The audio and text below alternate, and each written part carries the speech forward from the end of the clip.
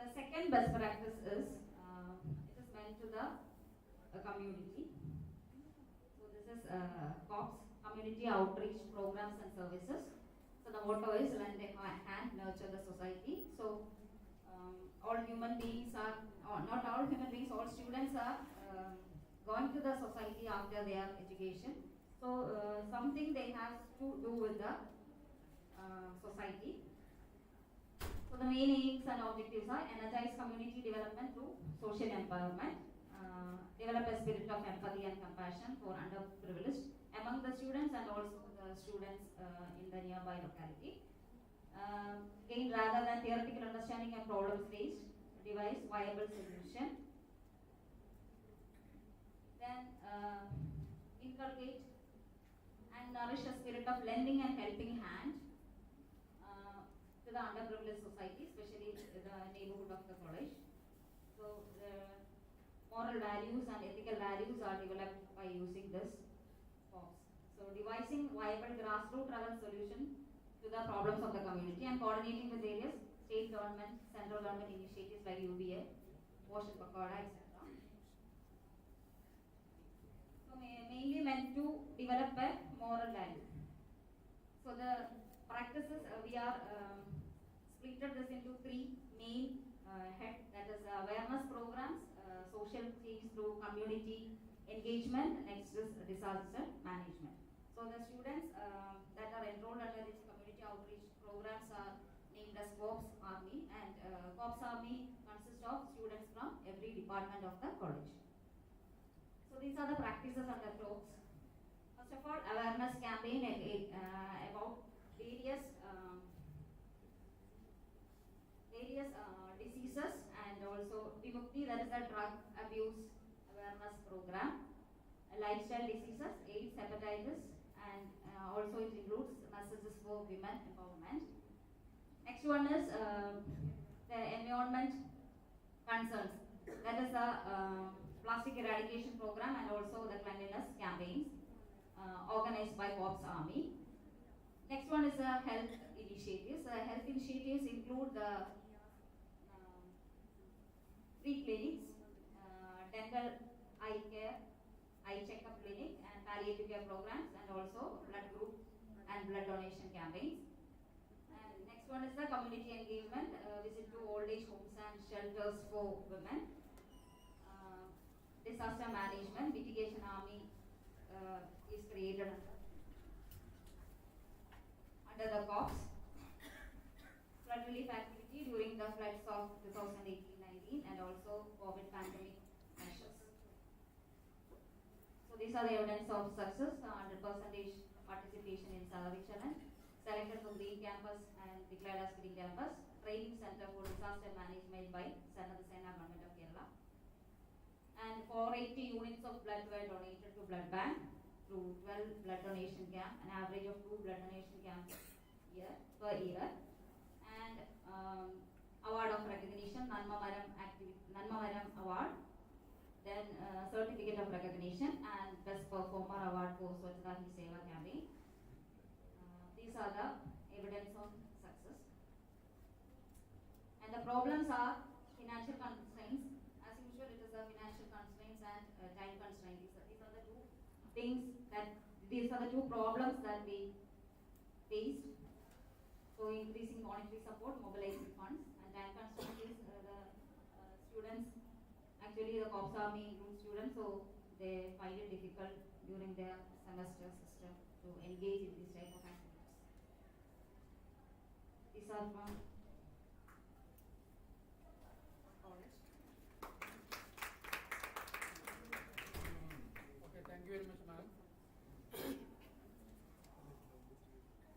Your presentation was very good, but some points I have to note.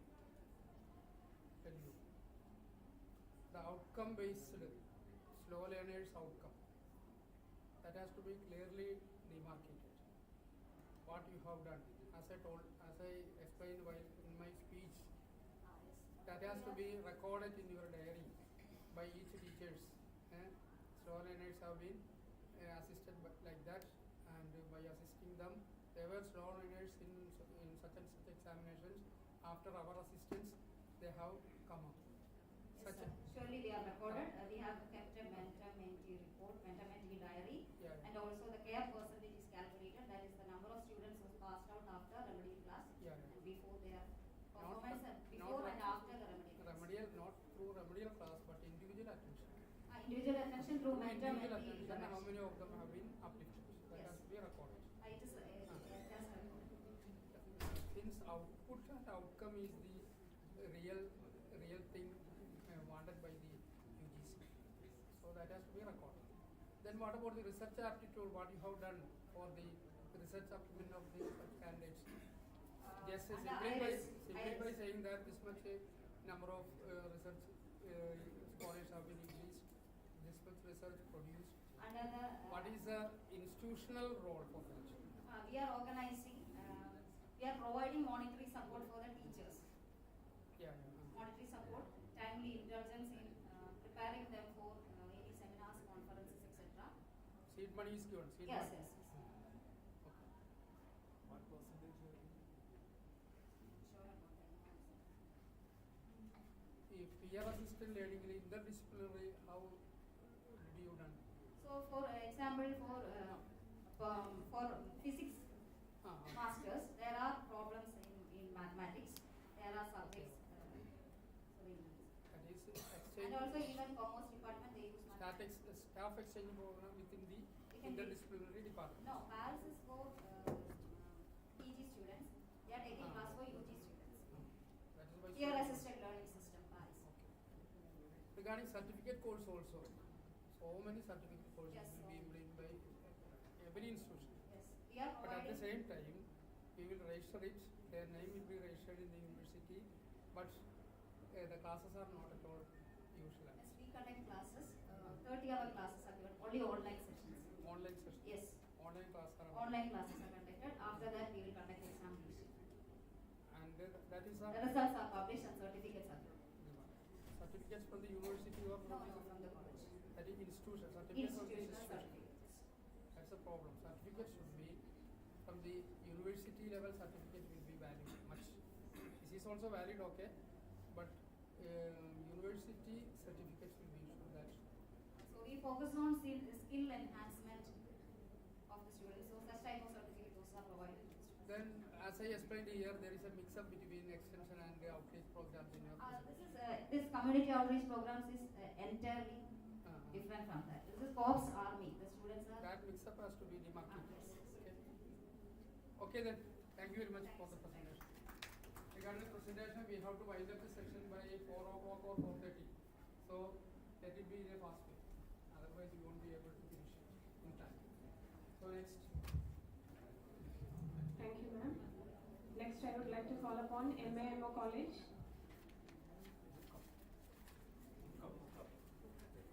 MAMA College, Mukkam.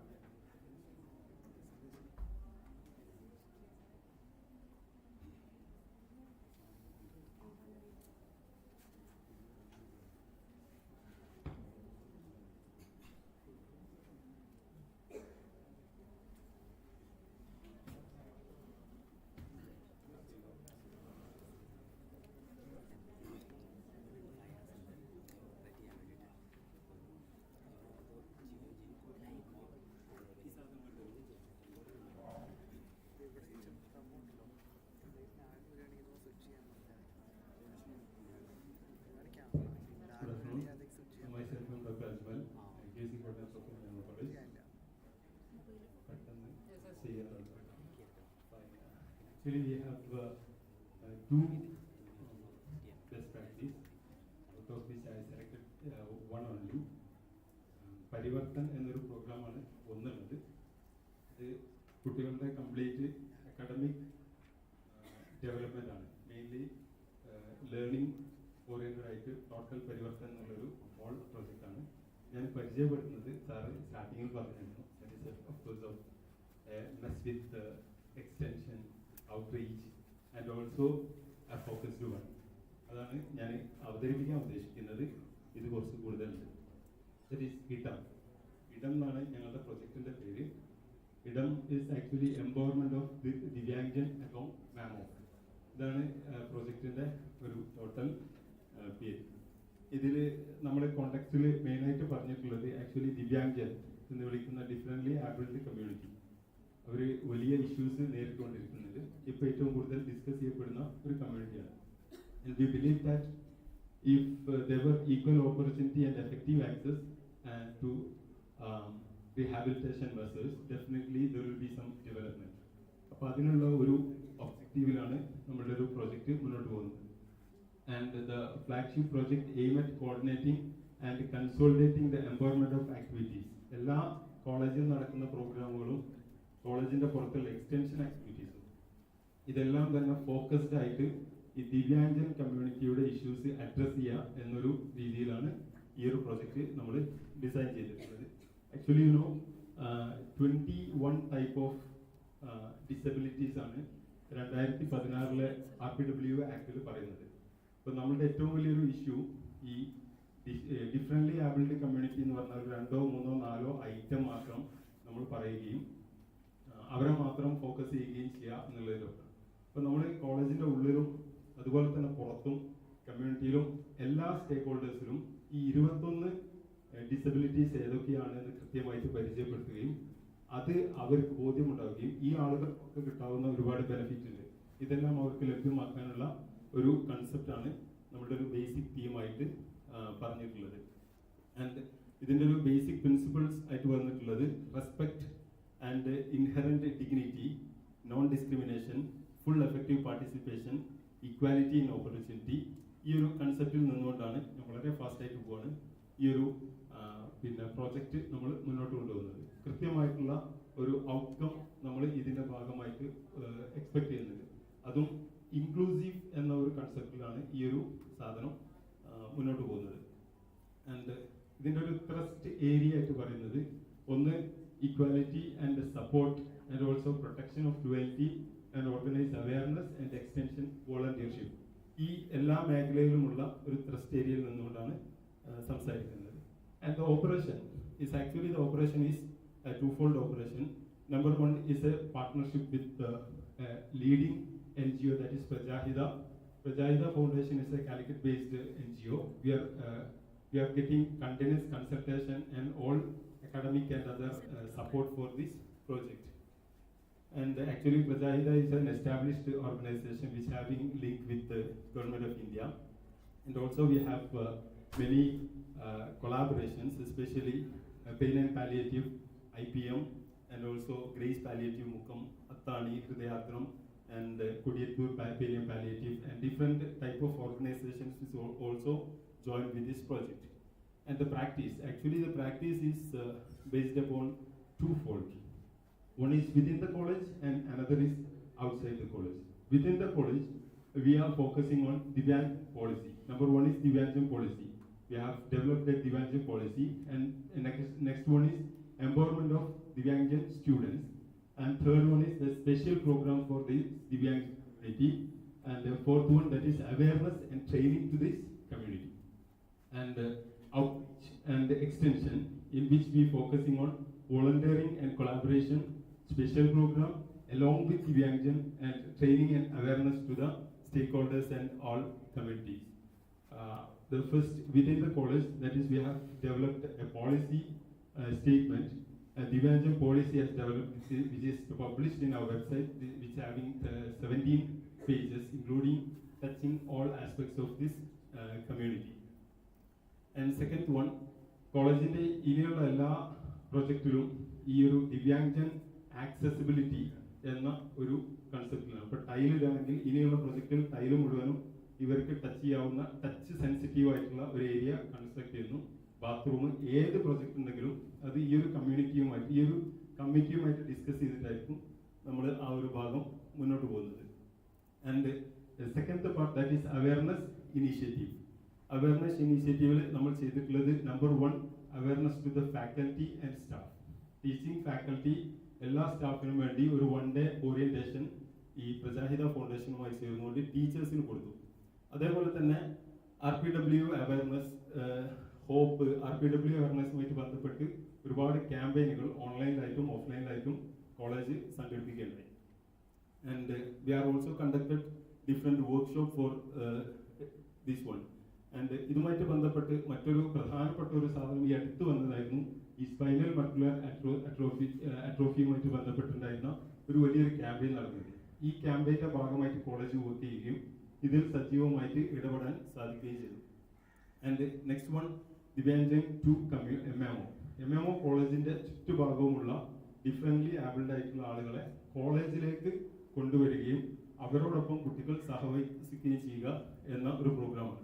അതിൽ അവരെ കോളേജിലേക്ക് ക്ഷണിക്കുന്നു, വ്യത്യസ്ത പ്രോഗ്രാം ചെയ്യുന്നു, അവരിൽപ്പെട്ട ഓൺടർപ്രണേഴ്സ് ആയിട്ടുള്ള ആളുകളെ നമ്മൾ ഹോണർ ചെയ്യുകയും ചെയ്യുന്നു. ആൻഡ് ഇന്ററാക്ഷൻ, ഈ കമ്മ്യൂണിറ്റിയിൽപ്പെട്ട ആളുകളുമായിട്ട് നിരന്തരമായിട്ട് കുട്ടികളുമായിട്ടുള്ള ഇന്ററാക്ഷൻസ് പ്രോഗ്രാംസും നമ്മൾ നടത്തുന്നുണ്ട്. ഇത് ഓരോ വർഷവും നടത്തുന്നുണ്ട്. ഒരുപാട് പ്രമുഖരായിട്ടുള്ള ഈ ഡിസേബിൾഡ് കമ്മ്യൂണിറ്റിയിൽപ്പെട്ട ആളുകൾ ഇതുമായിട്ട് ബന്ധപ്പെട്ട് നമ്മുടെ കോളേജിലെത്തുന്നുണ്ട്. അടുത്തുള്ള 2-3 ഡിഫറെന്റ്ലി ആബിൾഡ് കുട്ടികളുടെ സ്കൂളുകളുണ്ട്. അവർ കോളേജിൽ വരികയും അവരുടെ പ്രോഗ്രാമുകൾ കുട്ടികൾക്ക് അവതരിപ്പിക്കുകയും അവർക്ക് നല്ലൊരു ഡേ സമ്മാനിക്കുകയും ചെയ്യുക എന്നൊരു പ്രൊജക്റ്റാണ് ഇതിന്റെ ഭാഗമായിട്ട് ചെയ്തിട്ടുള്ളത്. Next one, adoption. സ്റ്റേക്ക് ഹോൾഡേഴ്സിൽ ചുറ്റുഭാഗമുള്ള വളരെ സെലക്ട് ചെയ്ത 2-3 പേരെ നമ്മൾ അഡോപ്റ്റ് ചെയ്തിട്ടാണ് ചെയ്യുന്നത്. അതിലൊന്ന് ഗഫൂർക്ക ദോസ് എന്നൊരു പ്രോഗ്രാമാണ്. ഗഫൂർക്ക എന്ന് പറഞ്ഞിട്ട് പൂർണ്ണമായിട്ടും പാരലൈസ്ഡ് ആയിട്ടുള്ള ഒരാളുണ്ട്. അദ്ദേഹം ഒരു ഓണ്ടർപ്രണറാണ്. ഈ മാസ്ക് ഉണ്ടാക്കുക, കുട ഉണ്ടാക്കുക, അങ്ങനത്തെ കാര്യങ്ങൾ ചെയ്യുന്നത്. അപ്പൊ അത് വിൽക്കാനുള്ള കാര്യങ്ങൾ മുഴുവൻ നമ്മൾ ചെയ്യുന്നുണ്ട്. അതുപോലെ തന്നെ അദ്ദേഹത്തിന്റെ കോളേജിലെ പോലുള്ള ഏത് പ്രോഗ്രാം ഉണ്ടെങ്കിലും അദ്ദേഹത്തിന്റെ കൗണ്ടർ നമ്മൾ കൊടുക്കും. അച്ചാറ്, ഇങ്ങനത്തെ കാര്യങ്ങളൊക്കെ വിൽപ്പന അവിടെ നടക്കുന്നുണ്ട്. ഡേ ഒബ്സർവേഷനിൽ അദ്ദേഹത്തെ നമ്മൾ ഹോണർ ചെയ്യുന്നു. സ്പെഷ്യൽ കെയർ കുട്ടികളുടെ ഭാഗത്തുനിന്ന് അദ്ദേഹത്തിന് സ്ഥിരമായിട്ട് കൊടുക്കുന്നു. ഇത് അതുമായിട്ട് ബന്ധപ്പെട്ട ഒരു ഫോട്ടോഗ്രാഫാണ്. കുറേ അധികം അദ്ദേഹം ക്യാമ്പസുമായിട്ട് അടുത്ത് ഇടപഴകുന്ന ഒരാളാവുകയും കോളേജിലെ ഒരാളായിട്ട് അദ്ദേഹം മാറുകയും ചെയ്തിട്ടുണ്ട്. സെക്കൻഡ് അഡോപ്ഷൻ, ദാറ്റ് ഈസ് ചന്ദ്രേട്ടനും കുട്ടികളും എന്നാണ് ഈ പ്രോഗ്രാമിന്റെ പേര്. ഇത് 4 പേര്, ഒരു വീട്ടിലുള്ള മുക്കത്തുള്ള 4 പേര് പൂർണ്ണമായിട്ടും പാരലൈസ്ഡ് ആണ്. ചന്ദ്രേട്ടൻ ഇപ്പോൾ 2 മാസം മുമ്പ് മരണപ്പെട്ടു.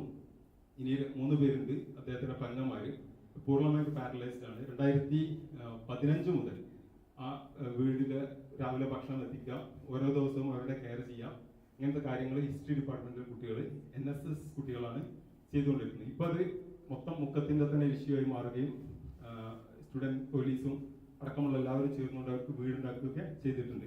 ഇതിന്റെ ഈ ഒരു ഇഷ്യൂ പുറത്തു കൊണ്ടുവന്നതും കോളേജിലെ കുട്ടികളായിരുന്നു. ഇത് പിന്നീട് മീഡിയ കൊണ്ടൊക്കെ റിപ്പോർട്ട് ചെയ്യുകയും ചെയ്തിട്ടുണ്ട്.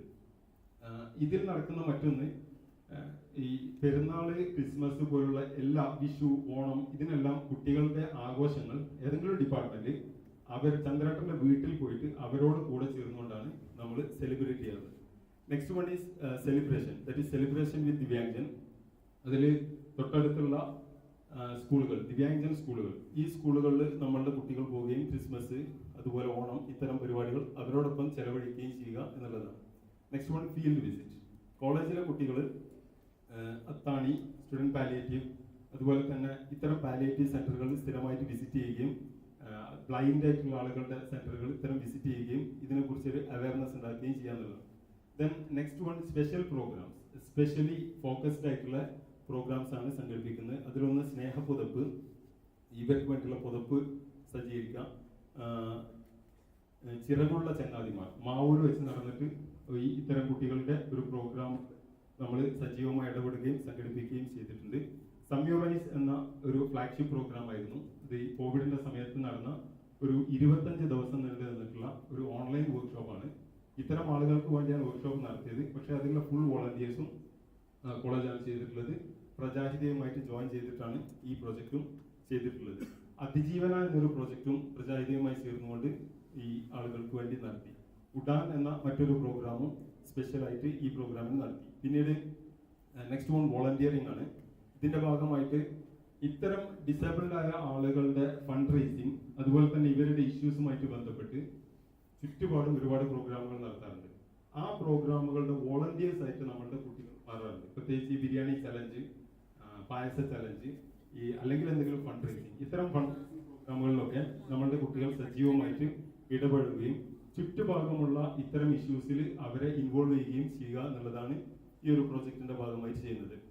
അതിലൊന്നാണ് ഹെയർ ഡൊണേഷൻ ക്യാമ്പയിന്റെ വോളണ്ടിയേഴ്സ് ആയിട്ട് കുട്ടികൾ നിൽക്കുകയും കോളേജിൽ തന്നെ പരിപാടി സംഘടിപ്പിക്കുകയും ഹെയർ ഡൊണേഷൻ നടത്തുകയും ചെയ്തിട്ടുണ്ട്.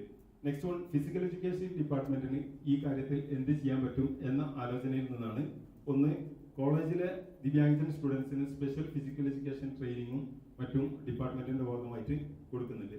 ആൻഡ് ഫിസിക്കൽ എഡ്യൂക്കേഷൻ ഡിപ്പാർട്ട്മെന്റ് സംഘടിപ്പിക്കുന്ന അത്ലറ്റിക് മീറ്റ് അതിൽ ദിവ്യാംഗജൻ 2019 പിന്നെ കോവിഡ് വന്നതിന് ശേഷം നടന്നിട്ടില്ല. അതിൽ വൈശാഖ് എന്ന ആപ്റ്റ്യൂഡ് ഫുട്ബോൾ ഇന്ത്യൻ ക്യാപ്റ്റനെ കൊണ്ടുവന്നാണ് ആ ഒരു പ്രോഗ്രാം. ഇപ്പോൾ അത് ഭയങ്കരമായിട്ട് ഫിഫ വേൾഡ് കപ്പിൽ നമ്മൾ ഡിസ്കസ് ചെയ്തതാണ്. കാലുകൊണ്ട് കളിക്കുന്ന വേൾഡ് കപ്പിൽ കാലില്ലാത്ത ഒരാളാണ് മെയിൻ ഗസ്റ്റ് ആയിട്ട് ഉണ്ടായിരുന്നത്, ഗനി. ഇത് 2019 MMO കോളേജിൽ ചെയ്തിട്ടുണ്ട്. ഫുട്ബോളിന്റെ ഈ ഒരു പ്രോഗ്രാം ഇനാഗുറേറ്റ് ചെയ്തത് വൈശാഖായിരുന്നു. ആൻഡ് ഡിപ്പാർട്ട്മെന്റ് ഹെഡിന്റെ PhD തന്നെ, ഇപ്പോൾ നടന്നുകൊണ്ടിരിക്കുന്ന PhD തന്നെ ഈ ഒരു വിഷയവുമായിട്ട് ബന്ധപ്പെട്ടാണ് പോകുന്നത്. ഫണ്ട് റൈസിങ് ഓണ്ടർപ്രണർ സപ്പോർട്ടാണ് മറ്റൊരു ഇതിന്റെ ഭാഗമായിട്ട് ചെയ്യുന്നത്. ഈ കുട ഉണ്ടാക്കിയ ആളുകളുടെ കുട വിൽക്കാൻ ഓൺലൈനായിട്ട് ഞങ്ങളുടെ എല്ലാ മെക്കാനിസം ഉപയോഗിച്ചുകൊണ്ട് വിൽക്കാൻ സാധിച്ചു. ആ ഫണ്ട് അവർക്ക് കൈമാറി. അതുപോലെ തന്നെ അവരുടെ പ്രോഗ്രാമുമായിട്ട് ബന്ധപ്പെട്ട് കോളേജിൽ നടക്കുന്ന പ്രോഗ്രാമുകൾ അവരെ കണ്ടിന്യൂസ് ആയി ക്ഷണിക്കുന്നു. ഇങ്ങനെ പ്രോഗ്രാമുകളാണ് ചെയ്തത്. Next one, that is Divyangajan survey. NSSനെ ഉപയോഗിച്ചുകൊണ്ട് മുക്കം മേഖലയിലുള്ള ദിവ്യാംഗജൻ കമ്മ്യൂണിറ്റിയുടെ ഒരു സർവേ സംഘടിപ്പിക്കുകയും കുട്ടികളും അവരും തമ്മിൽ ഒരു നിരന്തരമായ ഇന്ററാക്ഷൻ സംഭവിക്കുകയും ചെയ്തു. സോ ദിസ് ഈസ് മൊത്തത്തിൽ ഇതാണ് ഈ ഒരു പ്രോഗ്രാമിന്റെ ഒരു പ്രോജക്റ്റ്. ഇതിൽ നമ്മളുടെ ഒരു ഫ്യൂച്ചർ പ്ലാൻ ആയിട്ട് പറഞ്ഞിട്ടുള്ളത് ഒന്ന് 100% sign language literacy to students. ഒരു ബേസിക് സൈൻ ലാംഗ്വേജ് ഈ കോളേജിലുള്ള എല്ലാ കുട്ടികൾക്കും 100% സൈൻ ലാംഗ്വേജ് കൊടുക്കുക എന്നുള്ള സൈൻ ലാംഗ്വേജിന്റെ ഒരു ക്യാമ്പയിൻ ഇതിന്റെ ഭാഗമായിട്ട് നമ്മൾ നടത്തിയിരുന്നു.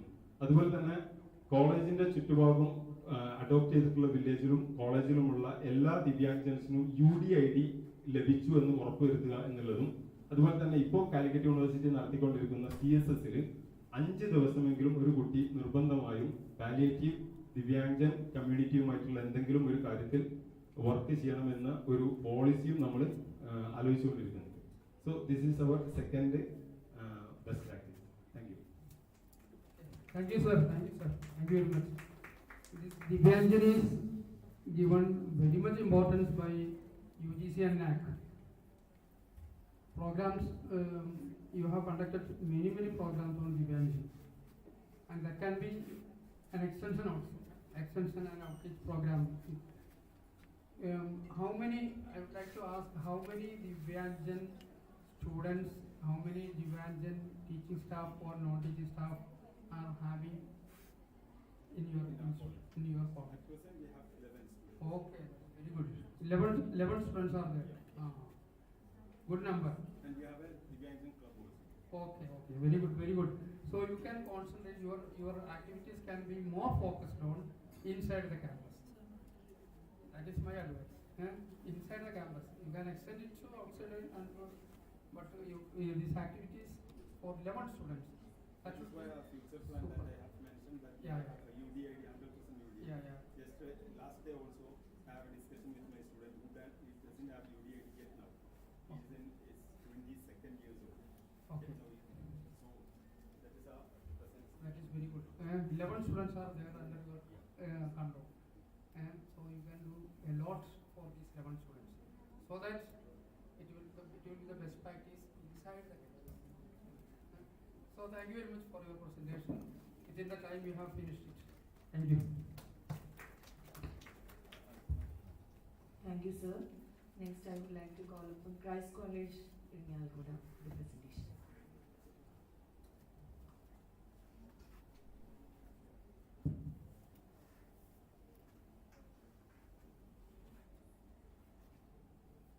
Good afternoon all. Myself, I am Dr. Robinson from Christ College, Autonomous, Irinjalkuda. Recently, our NAC visit was over and we got a grade of 3.52, AA+. So, I will be presenting the highlights of our best practices which were evaluated by the NAC PhD.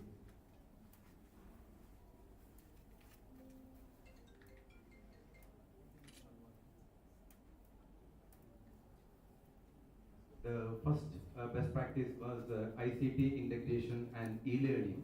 So what is happened in our college from the year of 2017 onwards, we didn't wait for the COVID to come. Actually, we had done all our basic initiatives before in the year 2017 and 2018 itself. So these are the objectives of the practice. And in the context that we had in the strategic plan, which was envisioned in the 2015 itself, we had given utmost importance for the ICT integration. And from there onwards, we started our activities by giving a lot many faculty development programs for our faculties in the field of Moodle LMS and Open Courseware movement and other activities. So the first one is about the ICT software, the Moodle Learning Management System. We started it in the 2017 by giving training to all the students, and all our students and faculties were enrolled in our Moodle Learning Management System. And we have also started some of the massive online courses in our LMS platform. So Moodle is our LMS platform. And regarding the major ICT hardware, we have intelligent interactive panels, we have 5. And we have also started the video and audio laboratory for the preparation of the video lectures. And we have 3 recording rooms now. And we have ICT enabled 125 ICT enabled classrooms. All our classrooms are now ICT enabled. And we have also indigenously developed a light board which is having 2 versions, and it is now given for the purchase also. And regarding the online resources, we are in single point of contact of NPTEL. We have a regular contact with edX, and many of our students are conducting edX training programs, and also Coursera. And we have a Open Courseware portal. This is the first Open Courseware portal available in the college in the Kerala, in the state of Kerala. So in this Open Courseware portal, the christopencourseware.com, we have uploaded not only the videos, but we have given all the lecture contents of any more than 36 courses. So presently the Calicut University is having the audit courses, and all the audit courses, 4 audit courses are available in the Christ Open Courseware. It is available not only for the Christ College students, it is available for all the student community. And also we are giving foundation courses also through the christopencourseware.com, and this is under the MOOCs platform itself, because we are having, as per the UGC, there should be 4 quadrants for any MOOCs courses. We are having video lectures, we are having lecture notes, practice questions, and etc. And this is the Open Courseware idea of the Open Courseware. We work under the Creative Commons license 4.0, and since time is not there, I am trying to skip something. This is another our ICT enabled tool. This is a teaching aid, a light board which is developed by our IQAC itself, by which the teachers can record the classes by facing the students itself. These are some of the advantages of light board. This is an open source hardware, can be done by any of the college or anybody, and you can face the students, you can teach from home also. These are some of the newspaper clippings about our light board and outcome of the light board. And because of these ICT enabled activities, when the COVID came in the 2020, we were really equipped with all our resources to give online classes for our students. And these are the weekly online reports of efficient teaching learning during the COVID pandemic. And we didn't forget our visually impaired students. We have a project which is called as Trevium, in which our NSS units are recording the audio books for them and uploading it in our DSpace e-repository. And another part is our DSpace, which is the electronic repository of the college. All the important documents of the college, all the question papers, the previous year question papers, the college magazines, everything is uploaded in the e-repository, and everyone can access that one. This is the inauguration of the Oral History Archives, which is a project by the History Department, in which the local history resources are collected and deposited in our repository, in which our honorable speaker, at that time speaker, was inaugurating the function. And these are our Open Courseware YouTube channel. Presently we are having 700 plus high quality video lectures for the use of the students. And problems encountered and resources required. The non-availability of strong network connectivity. In the initial stage it was a difficulty in our college, but later we updated to 100 Mbps, which is now highly helpful. And some of the teachers were reluctant to record the videos online. but we give repeated trainings and now it is functioning well. And also our NSS and the Tavanish, we have a social work organization in the name of Tavanish. NSS and Tavanish gave so many the mobile phones and gadgets to the students during the COVID pandemic. And our best practice too is Earth for All, which we envision the sustainable development projects, environmental consciousness. The main objective of this project is to provide environmental consciousness to our students. And the student club activities, we have 5 student clubs which work towards this particular goal, which are our biodiversity club, Bhumitra Sena, Enviro Club, NSS, and our cycle club. And the college has started some initiatives which are our paper recycling unit. We have a very good paper recycling unit.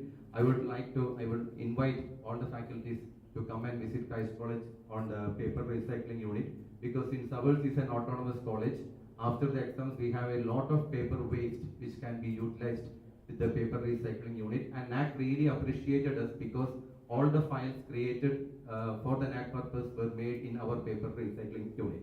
And we have a vermicomposting unit, aquaponics, butterfly garden, garden library, solar panels, rainwater harvesting, etc.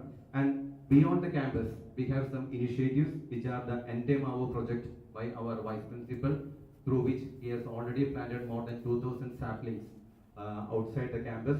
And we have instituted a Green Nature Award for outside the best performing schools and colleges. We have started a Green Nature Award, and also a Vidyaramam project by NSS, in which they are making libraries outside for other schools. And these are some of the photographs of our paper recycling unit, vermicomposting, aquaponics, etc. And these are the beyond the campus initiatives by our institute.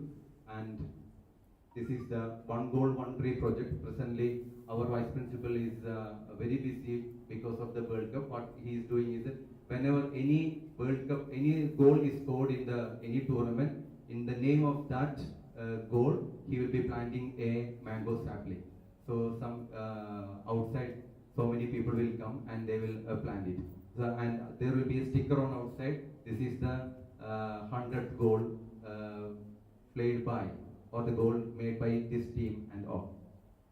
And the steps towards Earth for All. This is a letter from Irinjalakuda municipality regarding the rainwater harvesting.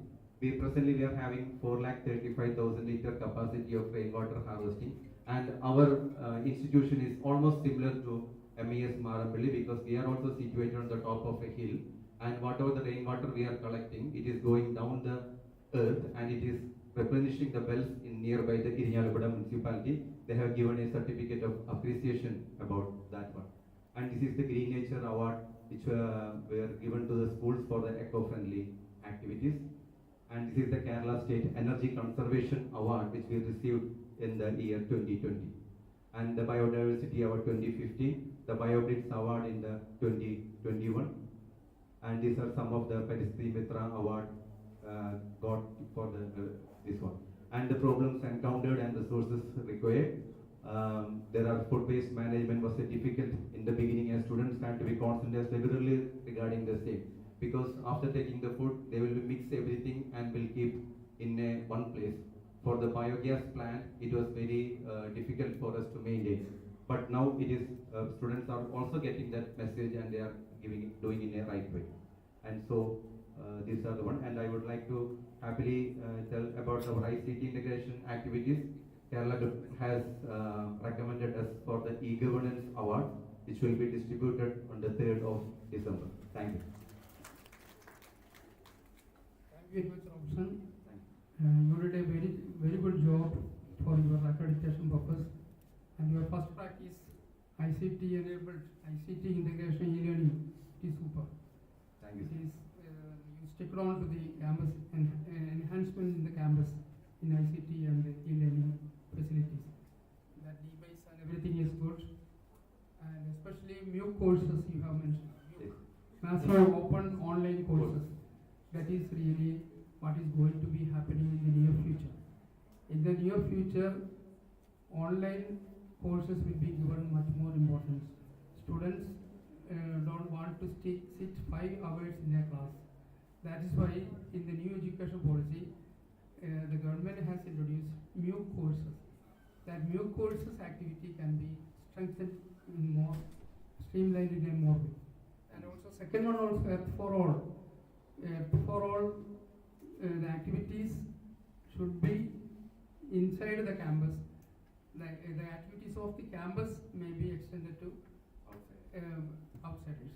So your presentation is very good, and you did well. That's why double A plus. That's why you have got a double A plus grade in NAC accreditation. Thank you very much. Very good presentation. Thank you. You have appreciated well by NAC.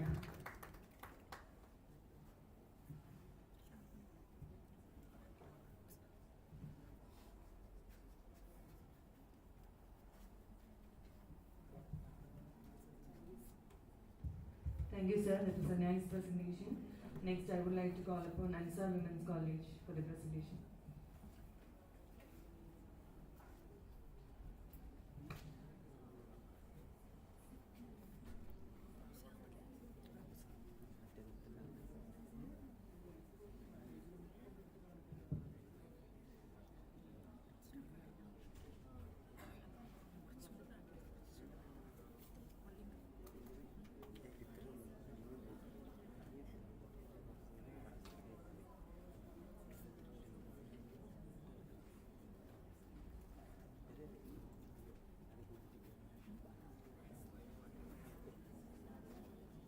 Honorable dignitaries, my dear teachers, good afternoon to all. Let me introduce myself. I am Jyoti Joy, IPC Coordinator of Ansar Women's College, a self-financing college situated in the border of Thrissur, Palakkad and Malappuram district. And in the previous year, 2021, we are accredited with NAC A grade, and I think our college is the first self-financing arts and science college in Kerala who secured A grade in the first accreditation cycle. And I am humbled before you to present our best practices.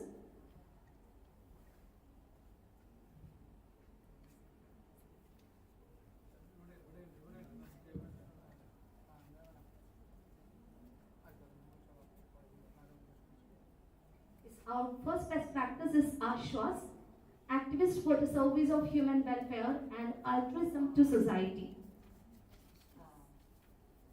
So this is actually an outreach program we have started. After that, we have developed it into our best practice, and this aims in molding the socially responsible citizens. And our objectives and principles are to fulfill the vision and mission of our institution. And the second one is to make the students aware of the community in which they work and their relation to the community. And it also aims to make our students aware of the obligations to the society, and especially for the weaker section. And to enable the students to identify the needs and problems of the community and to involve in the problem solving process. Then to create a sense of responsibility and civic responsibility in students, to develop competency required for group living and sharing of responsibility, and to gain skills in mobilizing community, participation with leadership qualities and democratic attitude. So this is the context under which we develop this best practice. That is, we believe education is not just acquiring knowledge and obtaining degrees and recognition, but using the knowledge gained for the benefit of the society. And social responsibility and inclusiveness form an integral part of the graduation process.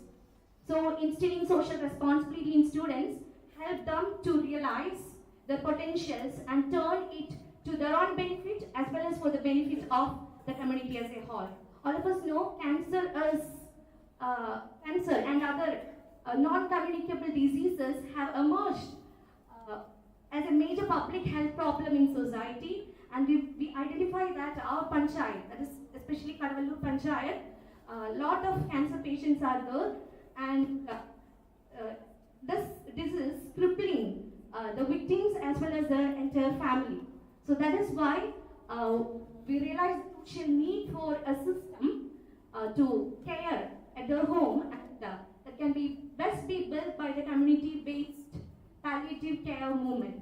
So Ashwas is one of the palliative care movement developed in our college, and it is always in the forefront of inculcating social values among students by organizing various activities for the benefit of the neighboring community and society at large.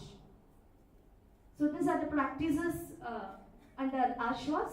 The club members conducted campaign, Let Us Fight Against Cancer, and the students visited the house of cancer patients, and along with the home care team of various palliative units in our locality, and extended physical as well as financial help for the cancer patients.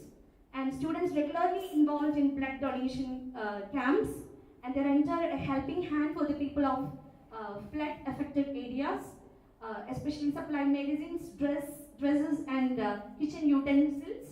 Then awareness sessions on the role of students on palliative care. Then breast cancer awareness sessions were conducted. Then we donated fund for the kidney patients, cancer patients, whenever they are in financial constraint. And amount were collected from our students and a project palliative കുടുംബങ്ങൾക്ക് വിദ്യാർത്ഥികളുടെ കൈത്താങ്ങ്.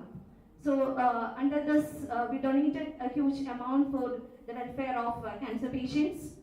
Then along with that we constructed houses for many of the homeless people.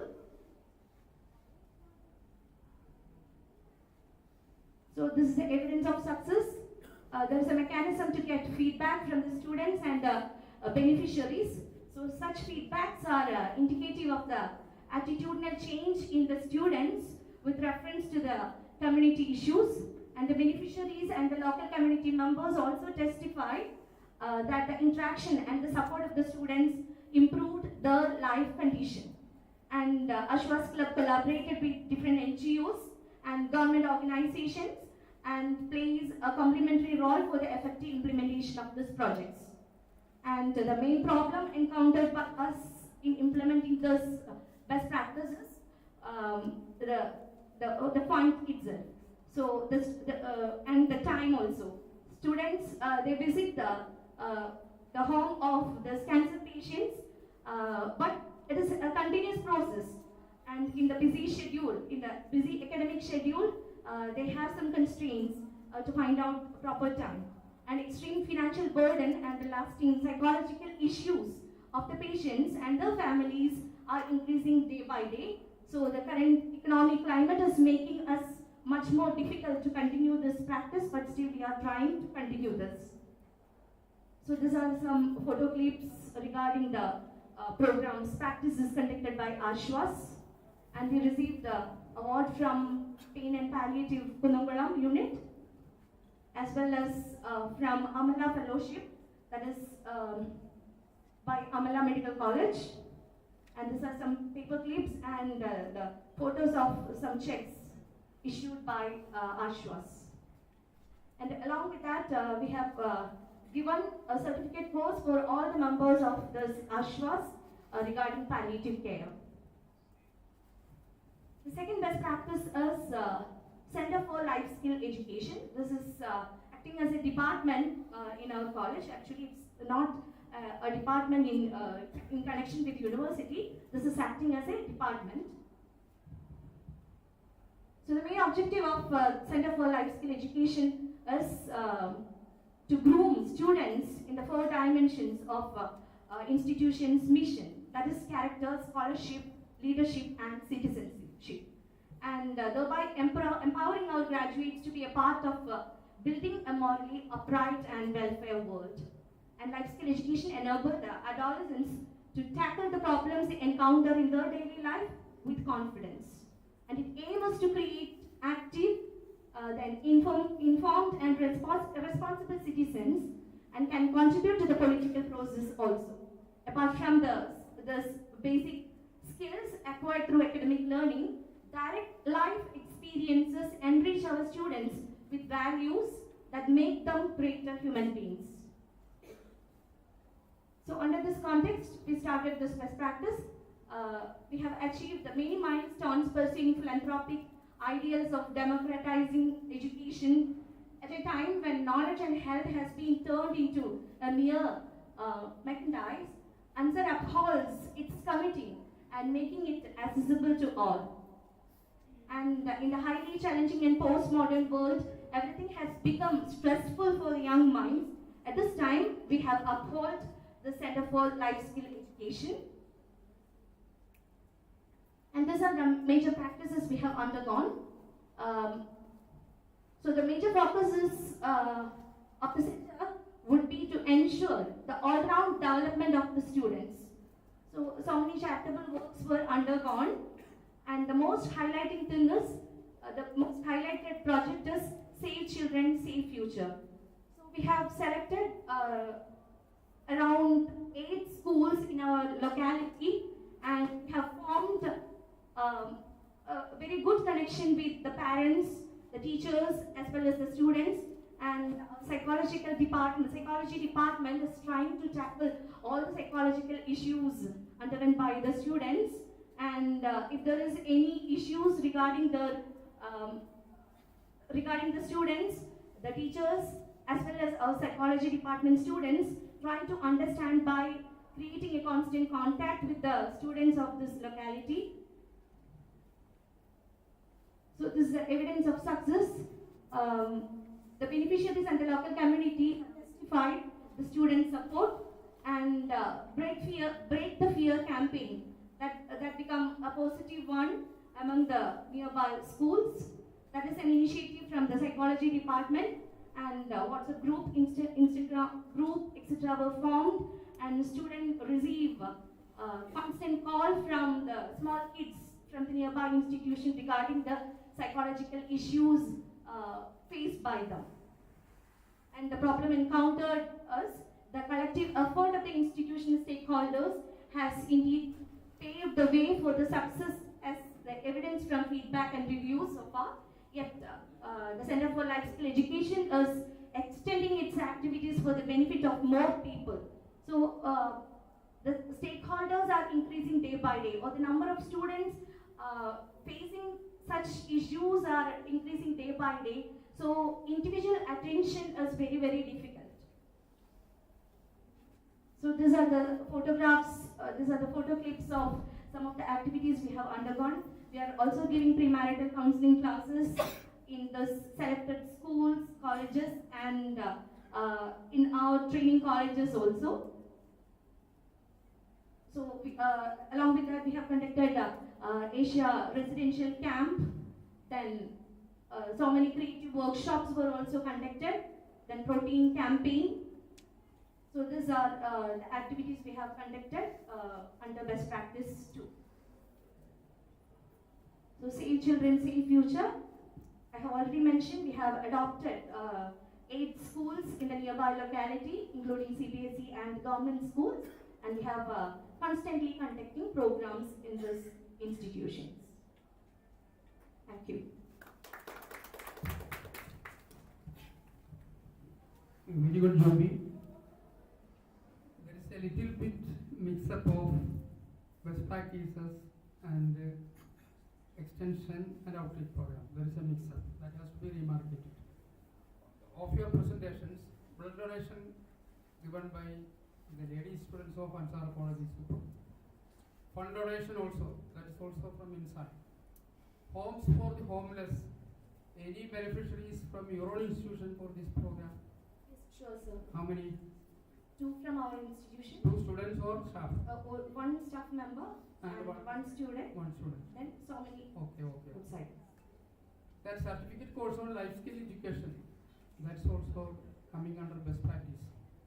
Life skill education itself is coming under best practice because you are providing life skills to the students which is not there in other institutions. The students are not at all getting any life skill education in other colleges. This is really there. I told you in the beginning, the commissioners have really mentioned about the life skill education in the higher education institution, but it is actually done by Ansar. Premarital counseling is also coming under best practices inside. but while you explained the child program, you didn't say about your daycare center inside the campus. That's an output. That's a great achievement. A daycare center has been started inside the campus. That is coming under the second best practice. Okay, thank you very much. We're short of time. That's why I'm not explaining much. Thank you very much for your question.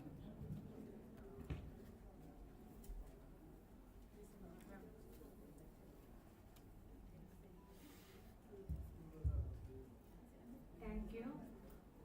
Next we have MEA College, Pulike.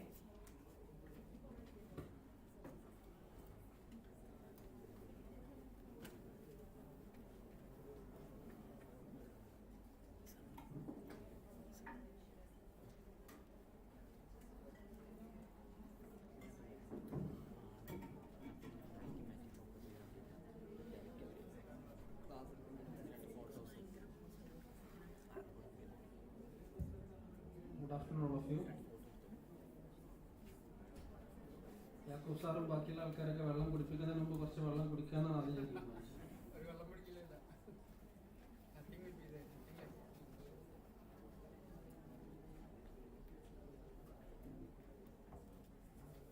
First of all, I would like to appreciate the efforts taken by these three institutions to enrich, each other the quality initiatives in higher education sector, and it's of course a learning experience.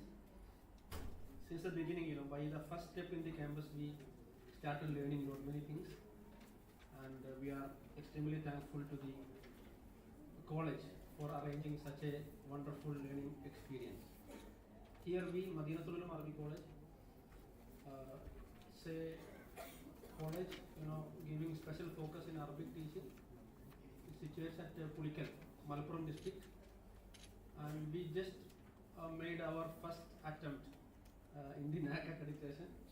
We are actually freshers in the field, and why we are here, we just came to learn from each one of you and to practice your best practices, or the innovative things what you are actually doing in your institutions. We had two best practices in the criterion 7.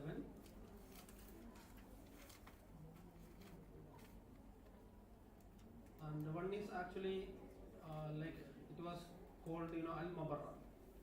Al-Mabarra was actually an experiential learning project under our BA program. We have a BA Economics and Islamic Finance program. As a part of experiential learning, we introduced this project that's called Al-Mabarra. It is actually like alternative banking system. But I am not going in the detail of the first best practice. We only selected, as per the instruction, we only selected the second one, and I am explaining you the second one, that is EPIC. EPIC is actually, we are going to introduce you here and welcoming your suggestions and your instructions to improve. That is EPIC. EPIC is actually a program introduced by our college for advanced learners. What we did in best practice, whatever we are doing as part of teaching, learning and evaluation, we also did the same thing as best practice. The core function of institution, as the key resource person mentioned in the beginning talk, it is related to education, it is related to teaching, learning, it is related to evaluation. That's why we didn't include any social works in best practice. All social works we done, like house construction and palliative things and other house visit, other things we included in social extension programs. But in best practice, we did two things. I told you, one is experiential learning. The second thing, the exclusive program for advanced learners. It is EPIC, Emotional Parenting and Integrated Counseling. We selected 22 students in the nearby orphanage in our vicinity. Actually, those students were having lot many learning issues, social problems, and many more complaints from the society and school about that students. Then we decided to do our work to focus on these students for not promoting them directly, to promote our adult learners. And our adult learners, they interacted with our students, these orphanage students, and they, since 3 years we are trying to improve and develop their learning skills, and also to make them a good citizens for our country. These are the objectives. I am not entering to the technical things. The context I told you, the students in our college, they approached the principal and IQAC, can we do something for the betterment of these students? And we also had experience of some senior students in the same orphanage. They are studying in our college. Actually, they are having backwardness in education. Then we decided we can do something seriously for them.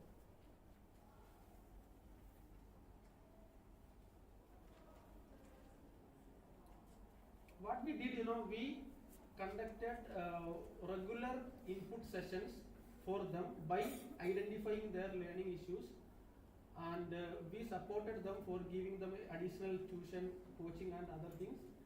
And also these are some pictures of what we are doing, our students are doing for orphanage inmates.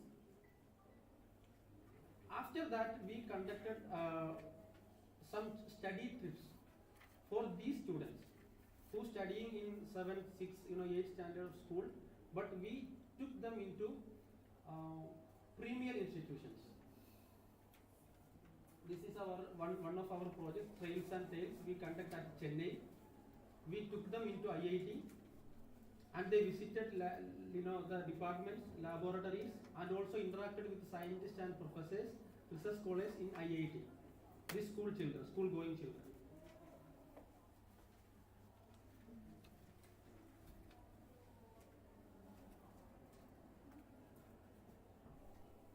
And they visiting, AR Crescent University in Chennai, the Innovation Center, and they getting, whatever is coming in the world in the future, and what are the predictions and what are the preparations for the future related to machine learning, artificial intelligence and all other things. And this is the one of the exclusive project we did as part of our EPIC project. Actually, this was our initiative to bridge the gap. They are missing parenting actually. They are missing emotional parenting. Then we decided to make up this issue by giving them emotional parenting in the Eid day. We launched a project Eid Gift. By collecting money from our students and their parents, we donated 2 projects to this institution, this orphanage. One is Can Ibrahim Moulavi Reading Room and Library. The second thing, Dr. K.T. Veerankuti digital classroom. You can see the things here. Yes. And our students in the Eid day, as a Eid gift, they collected 300,000 rupees, and we made or we dedicated these 2 projects for that orphanage. And this is our earlier study trip in Kochi with the students.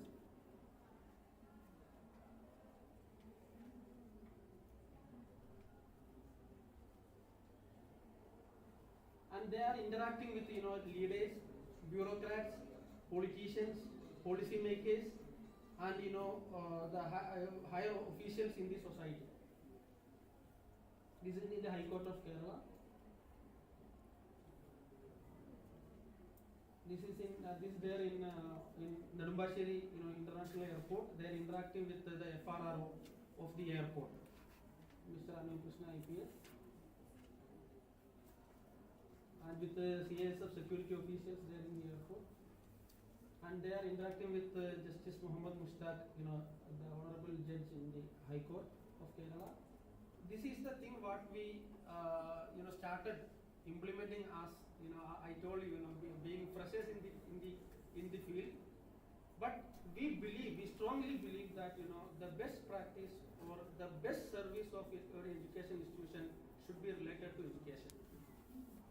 And relief work and social activities anyone can do. We don't demoralize of all these things. But we, being educators or students and teachers, this is our first and foremost duty to serve people with education.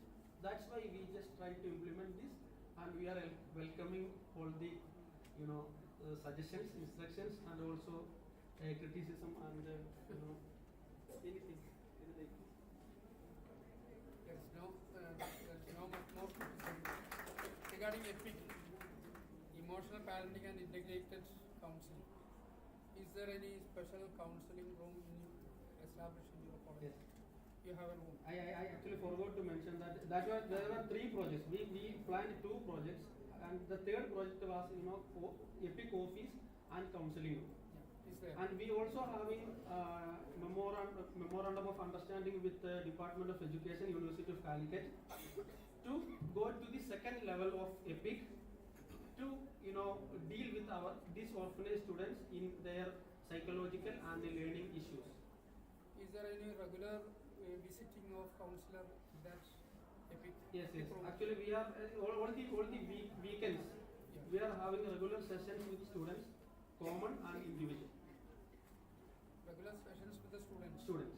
Students will be given training on counseling and these things. Now our students, our college advanced learners, they will help them for their school studies. In addition to that, we will be getting some research scholars from the Department of Education for dealing with their psychological and learning disabilities and all other things. Is there any other regular sitting with your students in that room with the counseling? Yes, Along with the that only I mean. Yes. Regular sitting is Yes. there. Is advanced learning? And also we keeping student diary with all of them, and recording all their issues and the development and their case, everything. That will be recorded. And also we got appreciated by NAC team, and we received maximum mark, 4 mark in the best practice, that is criterion 7. This one. Yes. And also we got blessed with A plus with the CGPA of 3.36 in the first attempt. They visited the EPIC office and checked all the files now. Yes. They interacted with the students, and they realized the need and also the relevance of the project. The students are getting it very well. Yes. Now they are speaking English. They can communicate with anyone. They are ready. Your students, your own students. No, these orphanage students. Orphanage students. School students. Your own students, are they interested in EPIC? They are our mentors actually. They are acting as mentors. Yes. Okay. But regarding the other experiential learning, you didn't explain everything. No, it is an alternative banking you mentioned. Yes. Actually, we got an instruction to concentrate on one of the best practices. Yeah. That's why we selected only one.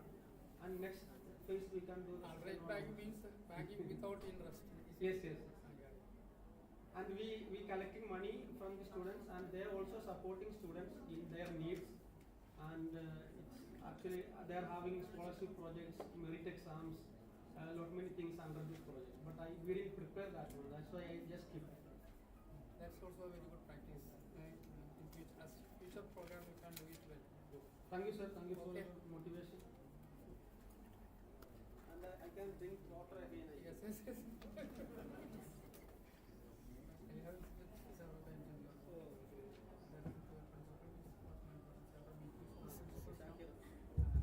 Thank you, sir. Next we have St. Stephen's College, Uram.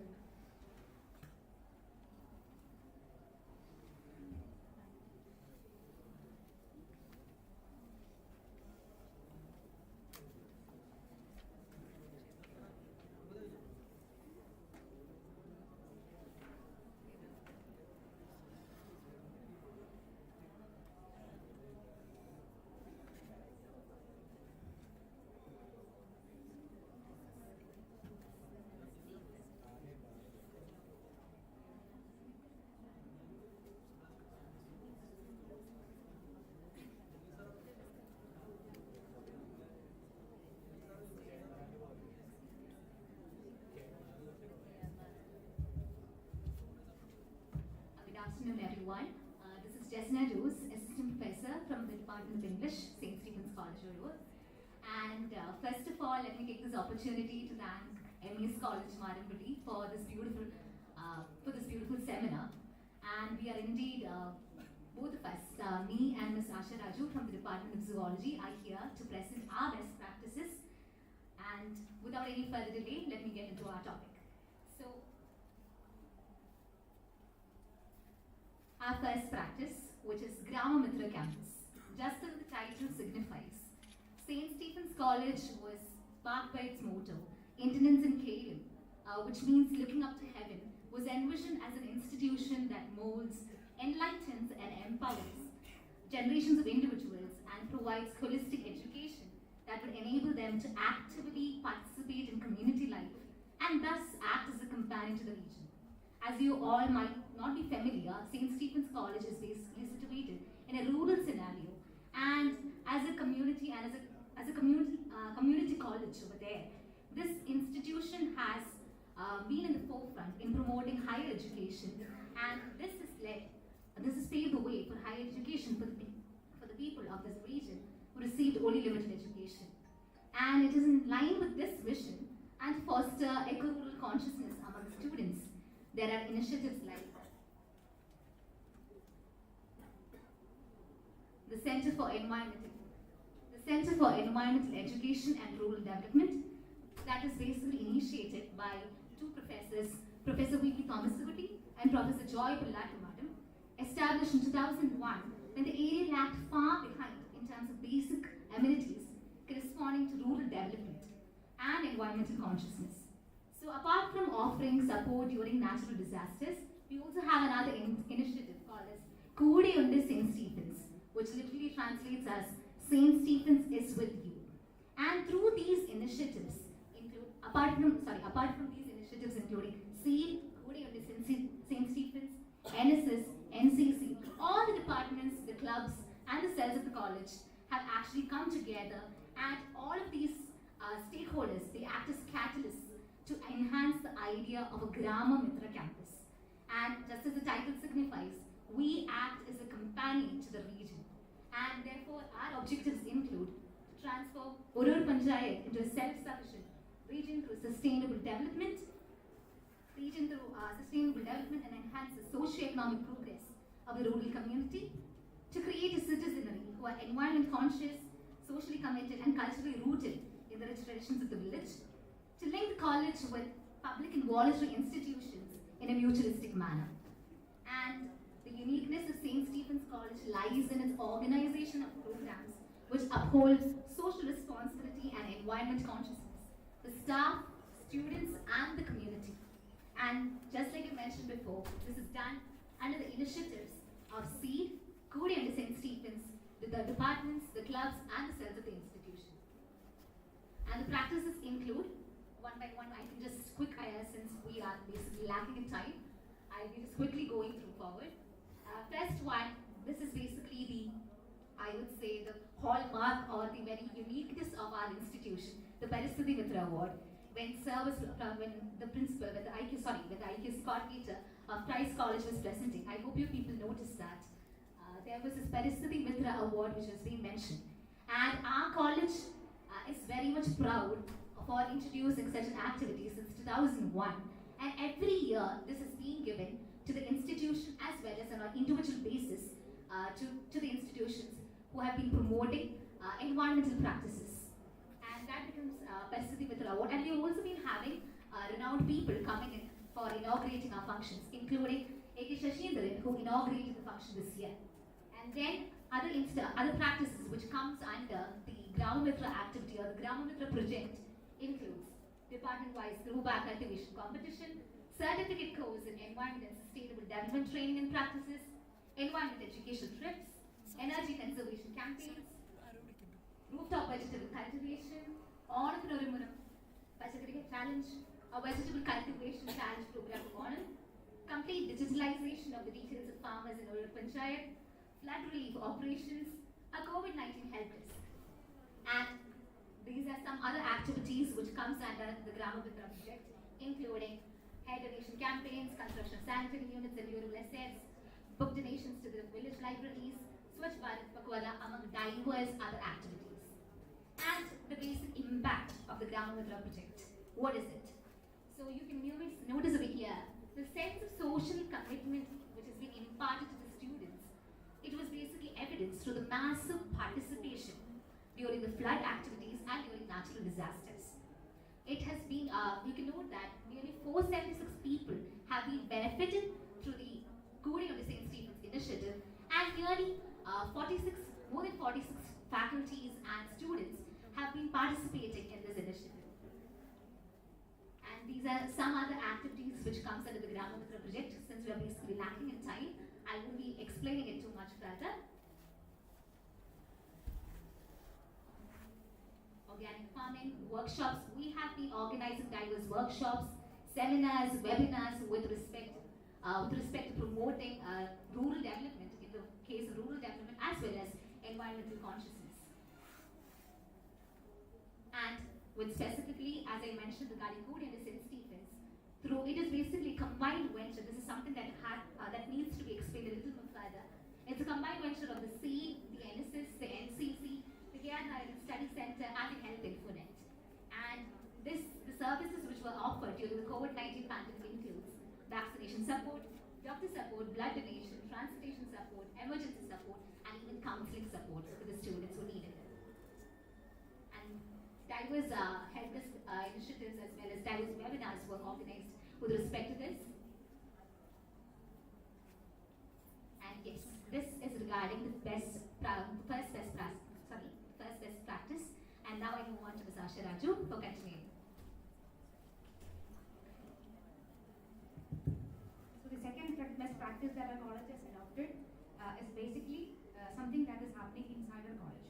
And this is titled Snehandi. Being a college where most of the students are coming from an economically less background, students will understand the difficulties of taking up a course and completing it in 3 years with all the financial things that they may require in these 3 years. So understanding the problems of students, the staff of the college have taken an initiative where they support the students who are having financial difficulties. So this project was basically titled as Snehandi.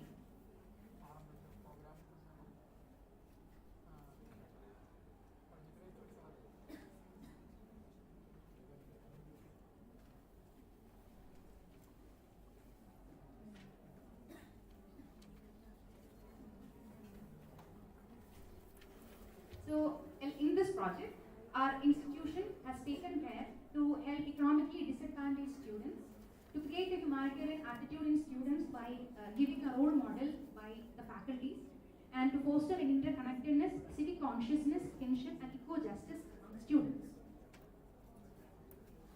So in this practice, the faculty members contribute an amount annually, and this amount is being utilized for helping the students those who are having financial difficulties.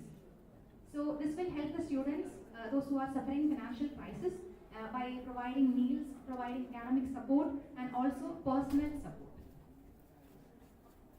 So here is a small overview of the beneficiaries of the students who are helped by the faculties, and we have around 128 beneficiary students in this past 5 years who are being solely helped by the staff. Lend a Hand is kind of a side activity which is conducted by the overall project titled Snehandi, where the students take initiative to support other students who are having economic difficulties. So the total overall practice includes, there is a 6-member director board which comprises the principal and 5 other general members. So those students who are having difficulties submit an application through the HOD of the department, and that will be forwarded to the director board, and after considering a meeting and considering the various applications, students, those who are having difficulties in economical backgrounds will be selected, and they will be helped by the faculty at the institution. So these are the overview of the 2 best practices of the college. With this, I would like to end the presentation. Thank you. Madam, one question in Snehandi. Okay. You have the caring for the uncared.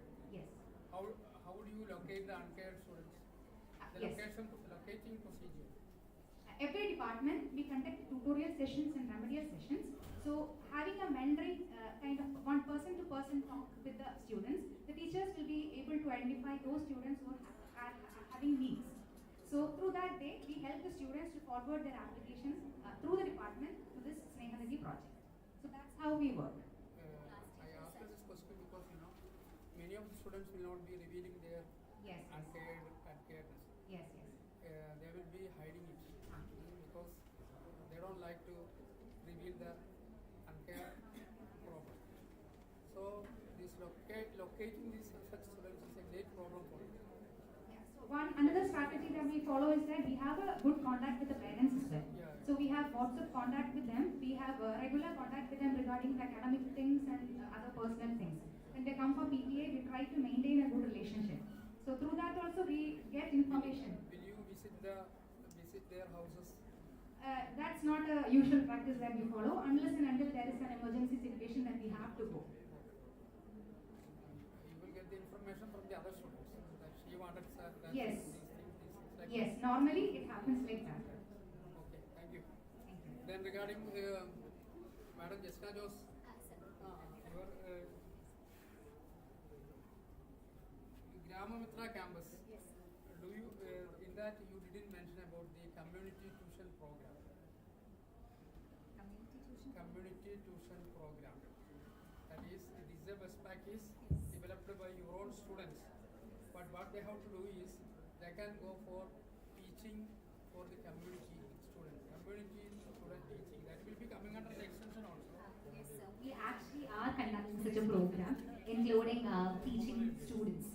There we do have our faculty members as well as the students who go in for teaching English as well as maths. That Students. community tuition Yes. program that should be in your heading. Yes.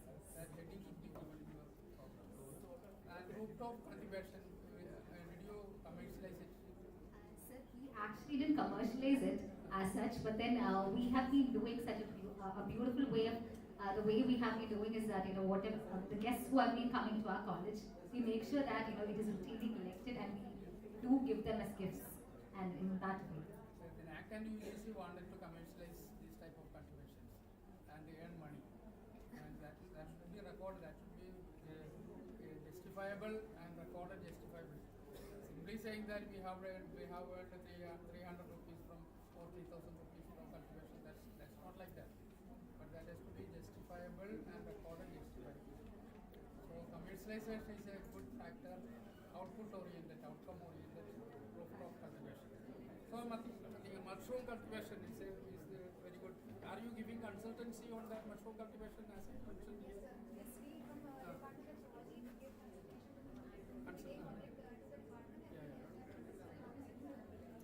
We've conducted workshops on the basis of that, sir. That is coming under your consultancy also. Consultancy factor also. Water industry is also there. Everything is done. Thank you so much. Thank you.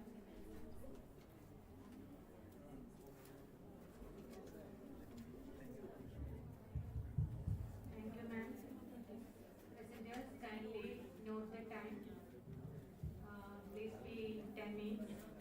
Next we have from Carmel College, Mala.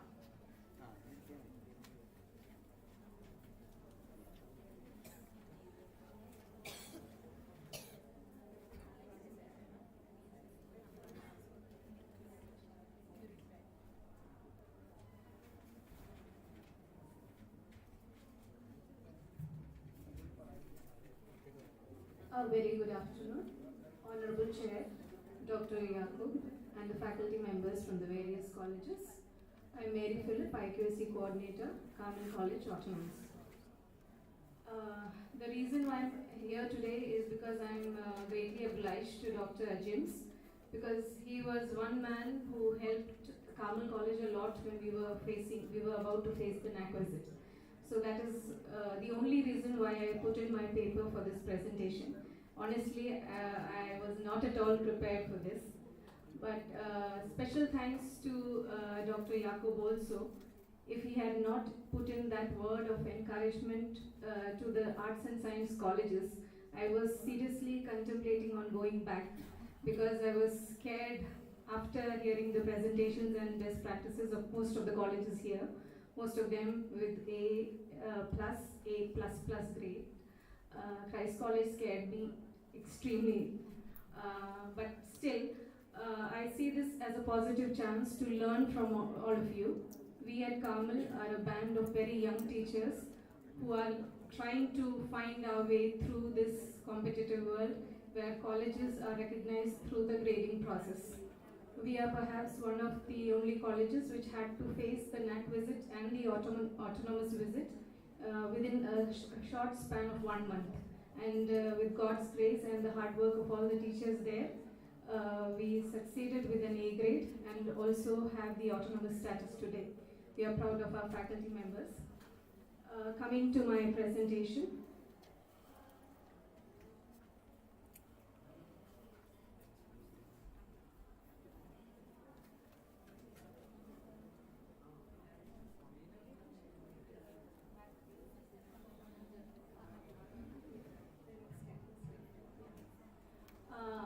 Carmel College has a history of 40 years of service.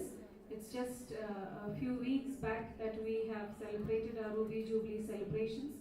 Throughout this gap of 40 years, the college has been basically working on the empowerment of rural women, increasing their employability, being a knowledge hub, and offering human and social values.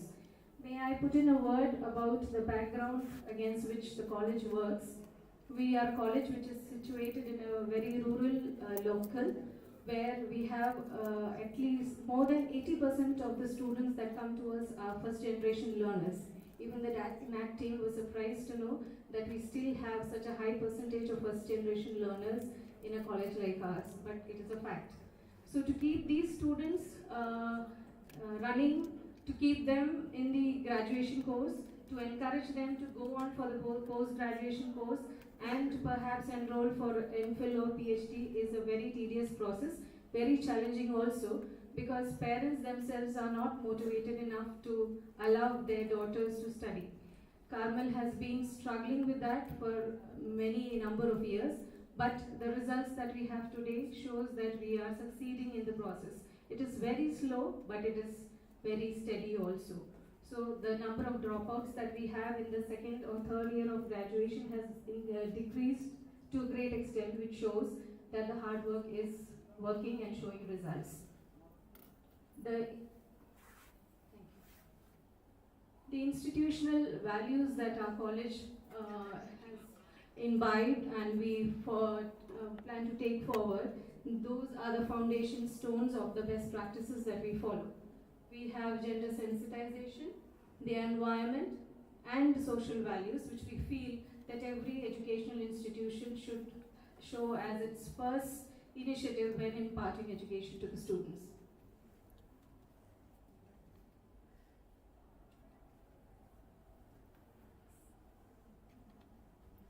The first best practice is give a hand to lead to lift.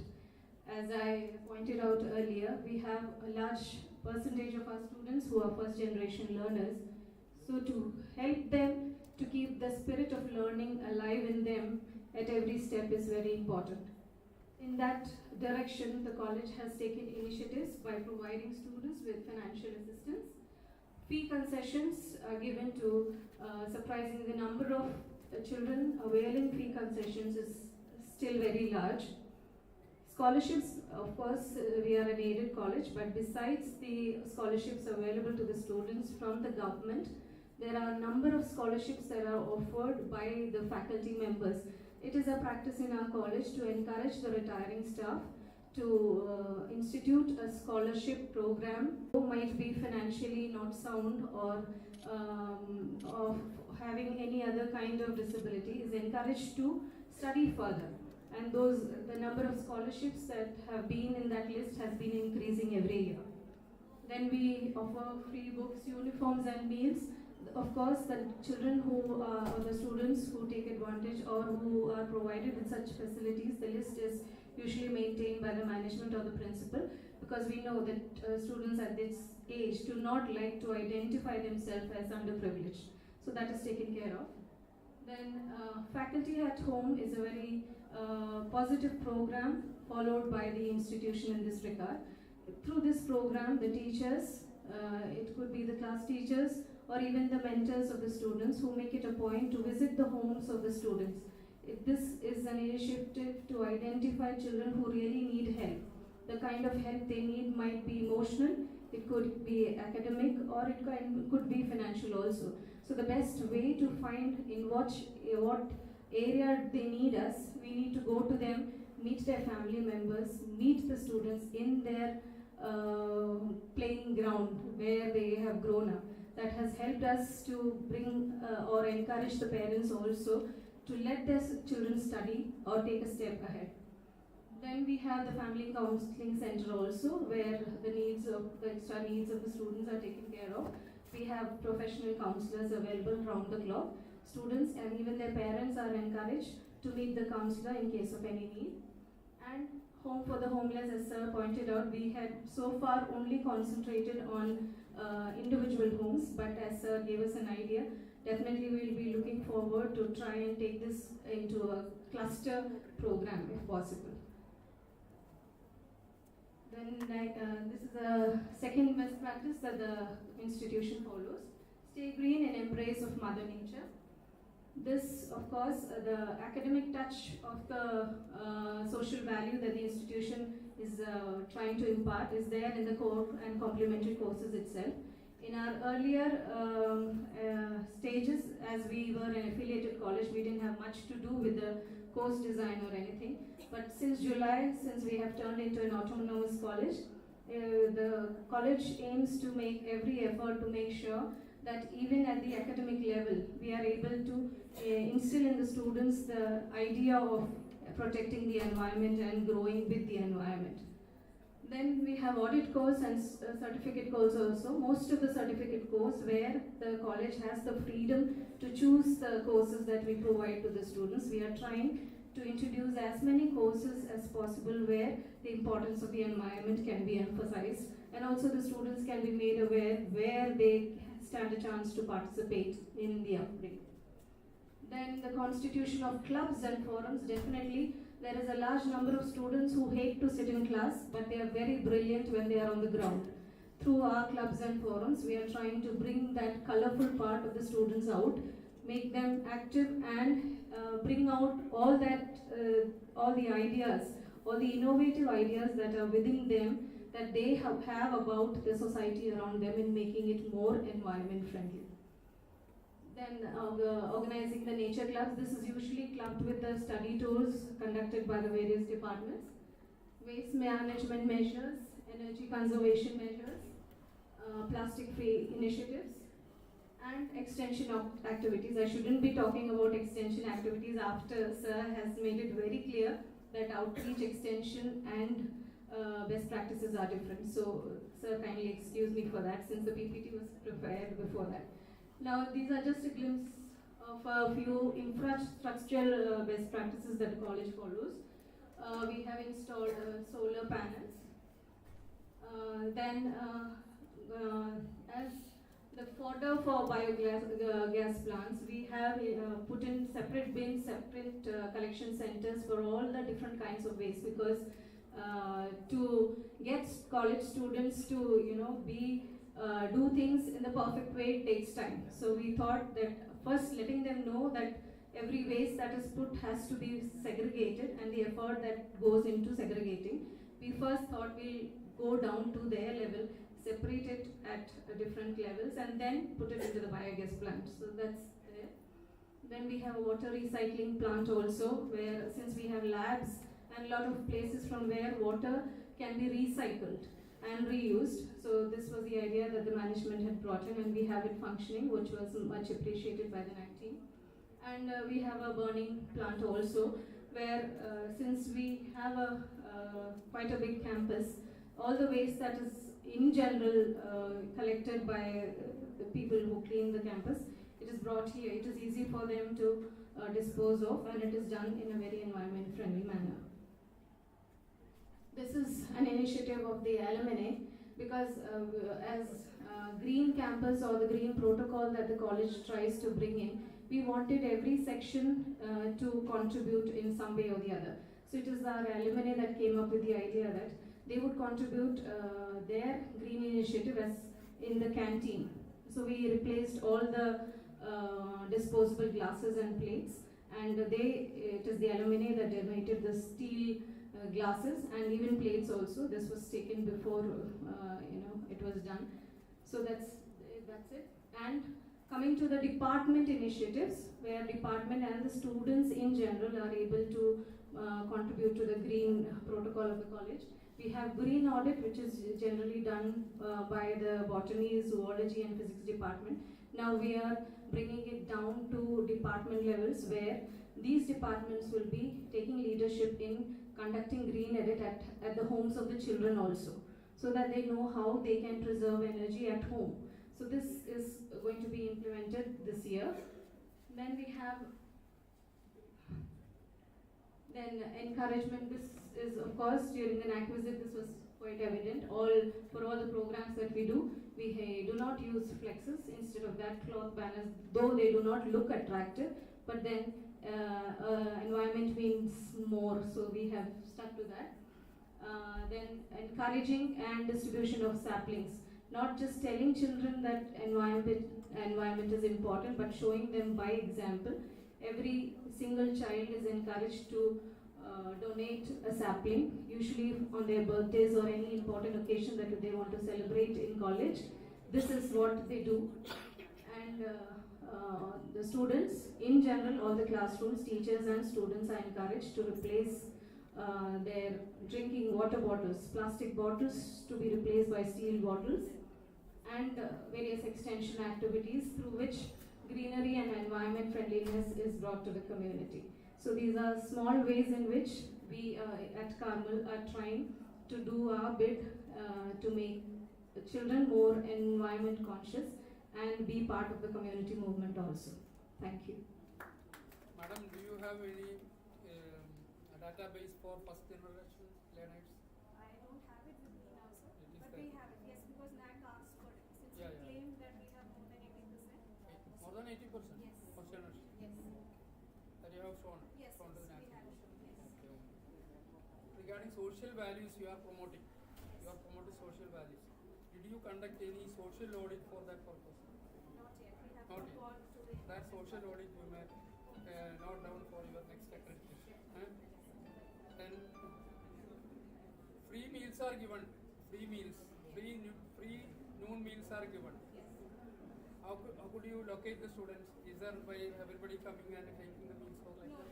this is actually done on a department basis. The first stage of identification is done through the department.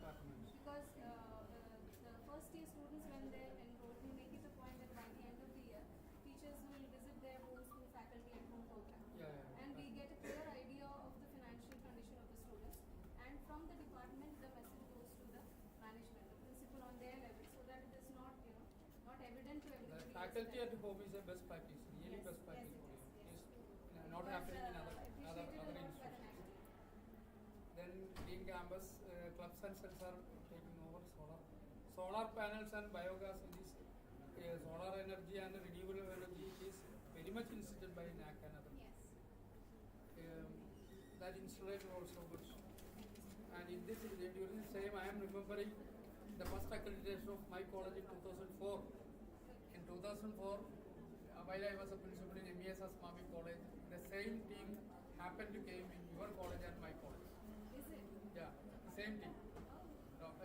Same team happened to come, Doctor. Rajkumar. Yeah. So some conflict happened and you have challenged the. Yes, Eh? we did, because we expected more marks for the best Yeah. practice. This was the issue. Because And did it couldn't find out clear? No, sir. No, not yet. Because it is a direct challenge to the team that visited it. We actually didn't hope anything, but we just tried. Right, That's it. so now you get A. Yes. And Asmami also now A grade. We are going together. Okay, all the best. Thank you very much. Thank you, ma'am. And next we have MES College Valancheri.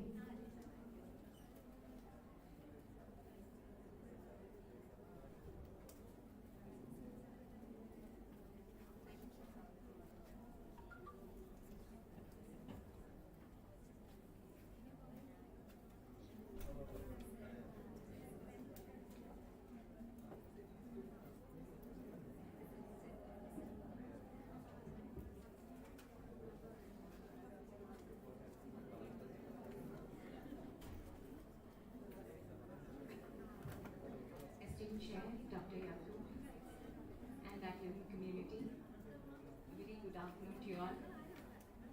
I'm from MES KVM College, Valancheri, NQC coordinator. Our college went in for accreditation the third cycle. In 2019, we submitted our SSR, and then we got struck with the pandemic, and then it was almost 2 years, around 1.5 years later that we had our visit, and we got re-accredited last year. So the best practice that I'll be presenting here is first from our SSR, and then just discuss a bit about what we're doing right now. So the first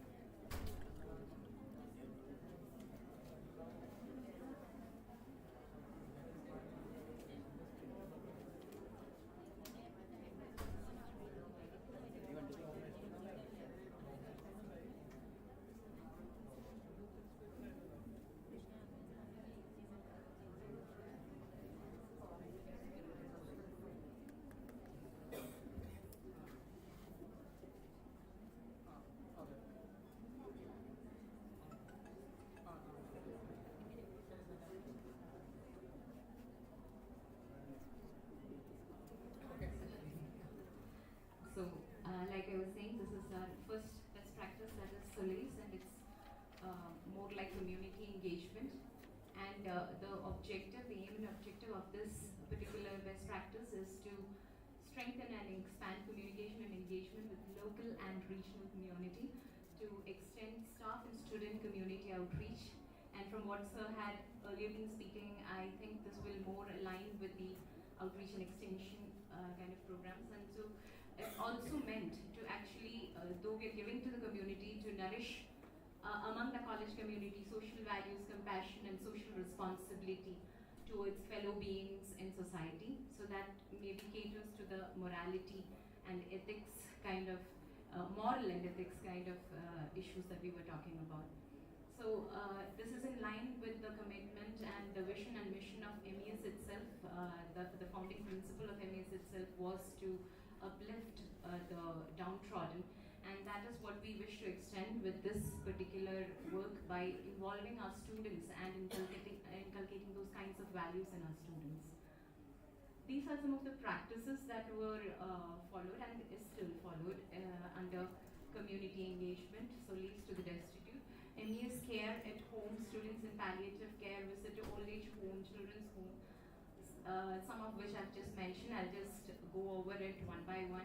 It's MES care at home. As part of MES care at home, it's part of the college and the management over there, and it's usually about partially adopting some students who have lost their parents, either of their parents, and these students are provided with tuition, education material, health aid, dress materials, and sometimes they are given counseling, and all kinds of support are given by faculty members and members from the community and management. And students in palliative care, again, this is something our students do, not just in terms of funding, it's also in terms of their personal time that they spend with the patients, and they actually do volunteer support as part of palliative care. And we have old age home and children's home, the old age home Pratiksha Bhavan, which is located quite close, not very close, but yes, our students do visit these old age homes and children's home, and they do kind of cultural programs for them, and they also give them light meals and engage with them on a continuous basis to provide a kind of compassion towards them. And Abhay, it's home for the homeless, and it's not just about the financial side, it's also about, it's one of the houses, so actually 3 houses were constructed, and one of the house was for a former student. And on the first day itself, these are our students actually, 130 of our NSS volunteers were practically engaged in building this house for them. And Helen's House, this is a facilitation center for the differently abled, and this particular venture actually looks at a student as soon as he or she is admitted into the college, and as soon as they're admitted, they also become part of the Helen's House, the differently abled students, and we have quite a few. And these students are given all sorts of support to actually settle into the college community, and they actually, the one particular thing that they usually, even after settling into the college and after they've been given all the orientation about all the physical facilities and the other kind of support that they can get from the college, on a continuous basis for the exams they need to have scribes and all those things. So that is one thing which is constantly done for these students by the Helen's House Facilitation Center. And Swaralayam, it's a community integrity. You can just talk about it like a symphony of values, where we have engagement with the local and regional community, where exhibitions, cultural events, and all those programs are conducted, so that we have a kind of give and take and a kind of community engagement with the regional community over there. And community empowerment, 2 main flagship programs that our college does is Gramodaya. It's a model village for the eco-friendly and sustainable social development. It's a flagship program conducted at Mailadi village, and over there we had, with the help of the chemistry department, a waste management system was established, and healthcare awareness kind of programs are conducted with mostly zoology and other allied departments. And organic farming, it's kind of like at one person's place, there was a group of people who were taking up organic farming together over there, and the know-how was given by our college. And palliative care, like what we already talked about. And social empowerment, this is one of the programs that saw a lot of results, because the commerce department and some other departments together conducted a training for the Kudumbashri workers over there, and they were actually not just training and not just awareness, they were also taken on a trip to some small-scale industries, nearby industries like in Tirur and all, and they visited these places, and this has helped them to start their own ventures, which are still functioning now. And anti-narcotic awareness is also something, and programs like these, light bulb workshops to create a light bulb by the physics department. So different departments conduct different programs there. And Smriti Padanga Teri, this is a program for tribal people, and this was the psychology department actually takes up this regularly. They go to Wayanad, and they give these kinds of counseling and support to the Kurchir tribes. And as evidence of success, I would just like to maybe mention that the students in palliative care and all these kinds of human values, activities which require compassion, this is certainly seeing a kind of reflection in their personalities, because we like to believe that a lot of the clashes and kind of aggressiveness that we see in college are kindly maybe mediated or moderated by these kinds of activities. And we have, like I said, women entrepreneurs from Mailadi village who have started pet shops and garment manufacturing units as a result. And the particular thing that we focused on was that to take them to small industries run by women itself in the locality, so that they are not overwhelmed by the kind of huge enterprises, and they see that it is also something that is doable for them. And waste management, like I said. And the problems encountered in the practice, the first best practice is again, like all the time we have so much to do in terms of our busy academic schedule and unpredictable scheduling of exams. These sometimes come in the way, and we are required to sometimes limit these to this. And also the distance from the college to the old age homes and all those things, and the distance to the villages quite close, so we do a lot of those things. And then the next best practice is research facilitation, and the highlight over here is not just research for our students and academic community over there, not just for the faculty, it's also for faculty from outside. And this particular best practice that we mentioned for the NAC accreditation at that time was focusing on the chemistry research facilitation center.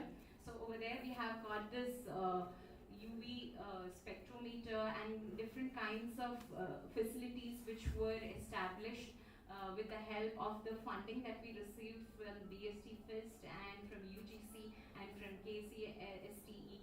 And this has helped us to actually establish a state-of-the-art research facilitation center which sees a footfall from not just students in the locality, but also I think some of these facilities are not even available in the university. So this is something, actually I was told that the UV spectrometer is something that is available at a very affordable rate in our college.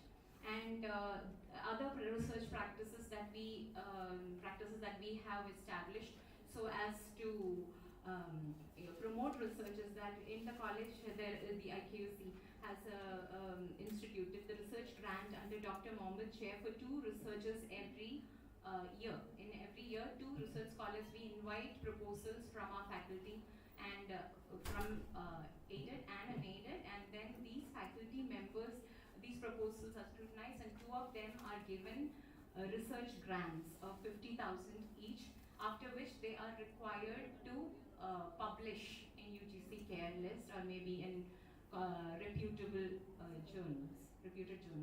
And travel grant and DA to attend international seminars and conferences are something that we still follow, and this is also meant to increase the number of research papers that are published from our college. Research methodology workshops are conducted for faculty and for students as part of this.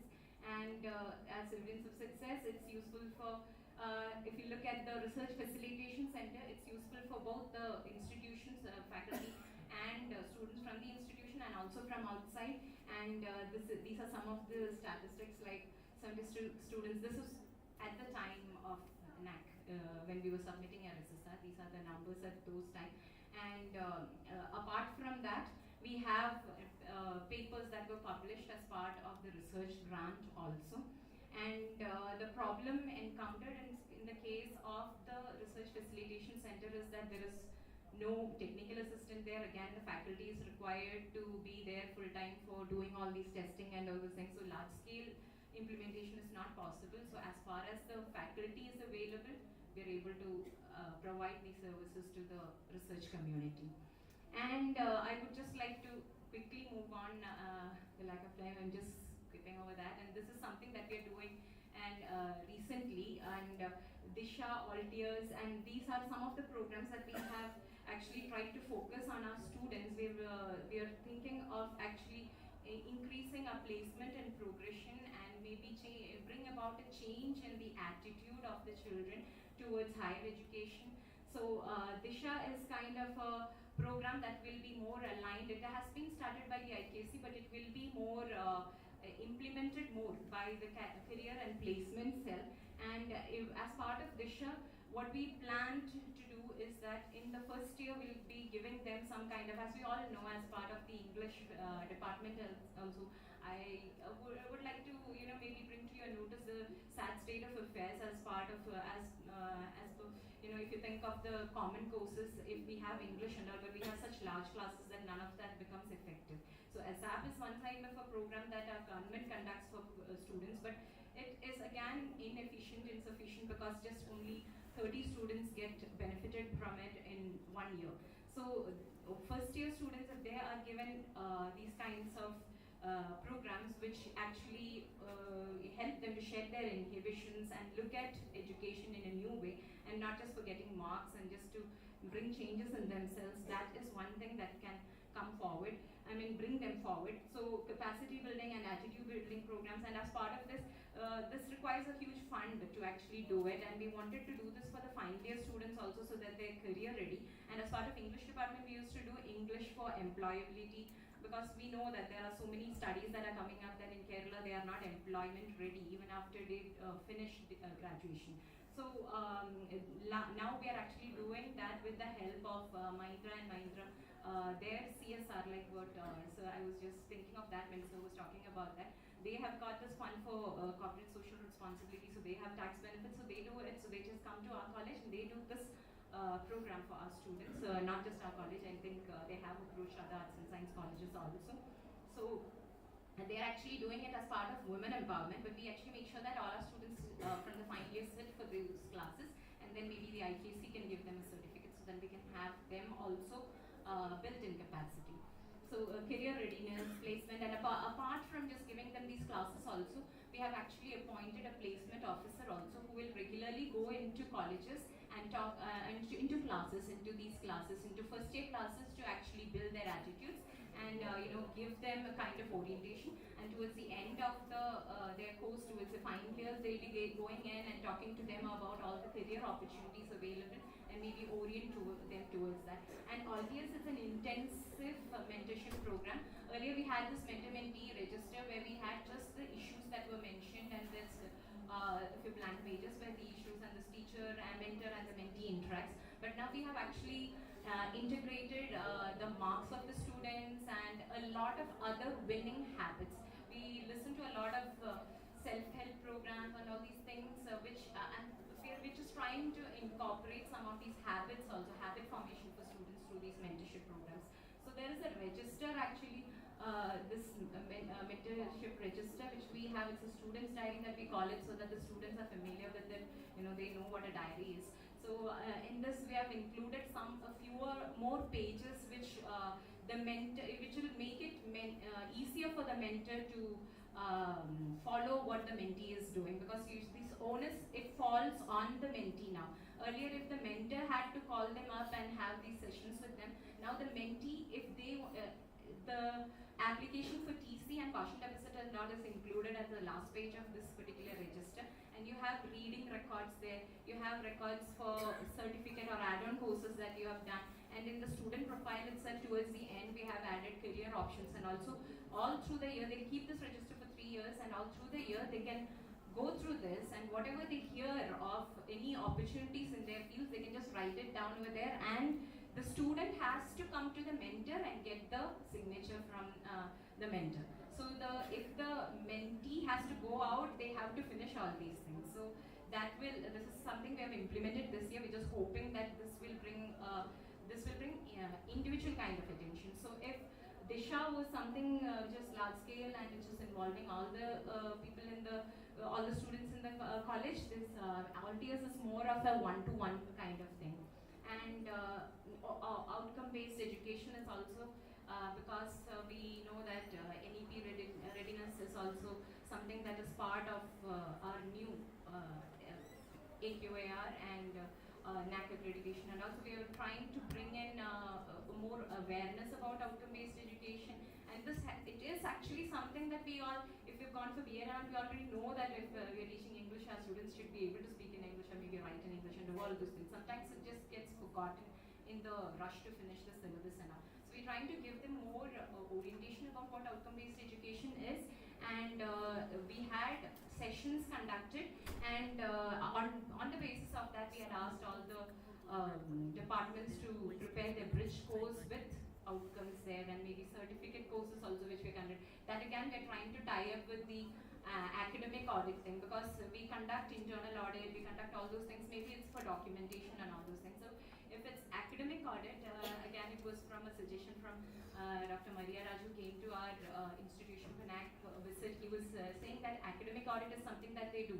So autonomous colleges can do that and they can change their syllabus. But we are as part of or as part of as an affiliated college, we can't change the syllabus. So what we do is that we look at our syllabus and then we see that something is lacking there, and we look at our surroundings. Like we are from the English department, so what we are trying to do is like maybe do a content writing course, because that is kind of something, the hip thing right now in our subject.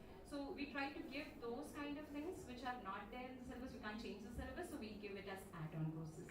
So these are some of the things that we do, and this is something that this has not been implemented. This is just something that we're just looking at, because so I was talking about that also. I just wanted to mention that also, that we're also looking at some of the kind. We know a lot of students have gone outside for studies to the UK and to European countries and all. And usually I try to have conversations with most of these students, and then ask them about what they are doing, and they tell about how they've gone there and they've learned how to write a 3,000 word project and all. So the kind of guidelines that they get is very specific. So they're told that in the introduction you have to have this, in the methodology you're supposed to have this, and it should be these many words, your abstract has to be 250 words, and your keywords should be these many. So if we try to actually implement all those kinds of things, and I looked at for English and it was not available in that sort of a way, but for other subjects, this is something from the commerce marketing department.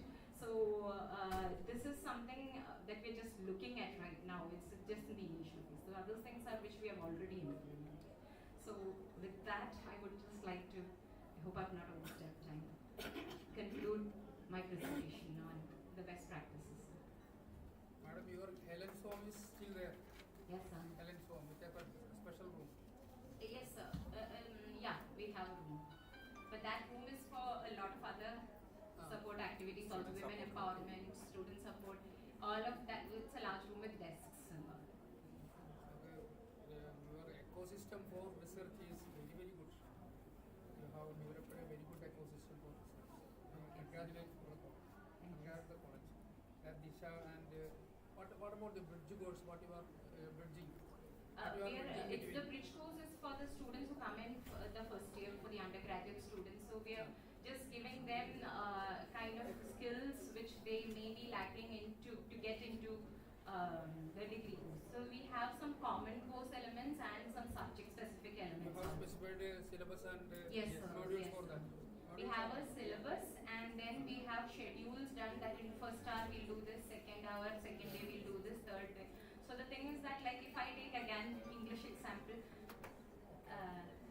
in English example, and if we take if a student coming into English doesn't know the kind of approach that they should have towards an English literature BA course, because they have just studied the English textbook, they have studied some poetry, and they've studied some short story. So they think that they study the short story, question will come from that. But they need to have this orientation kind of that literature. If you come into college, it's not like that. You have to have the whole idea of literature. And if you are asked to study 20 lines from Geoffrey Chaucer, question will not come from Geoffrey Chaucer. It will come from the period of Chaucer and the whole British history and all those things. So bridge course is actually bridging that kind of thing. Yeah. Thank you, ma'am. Thanks. Now moving on to the last presentation, we have from MAS College, Bonani.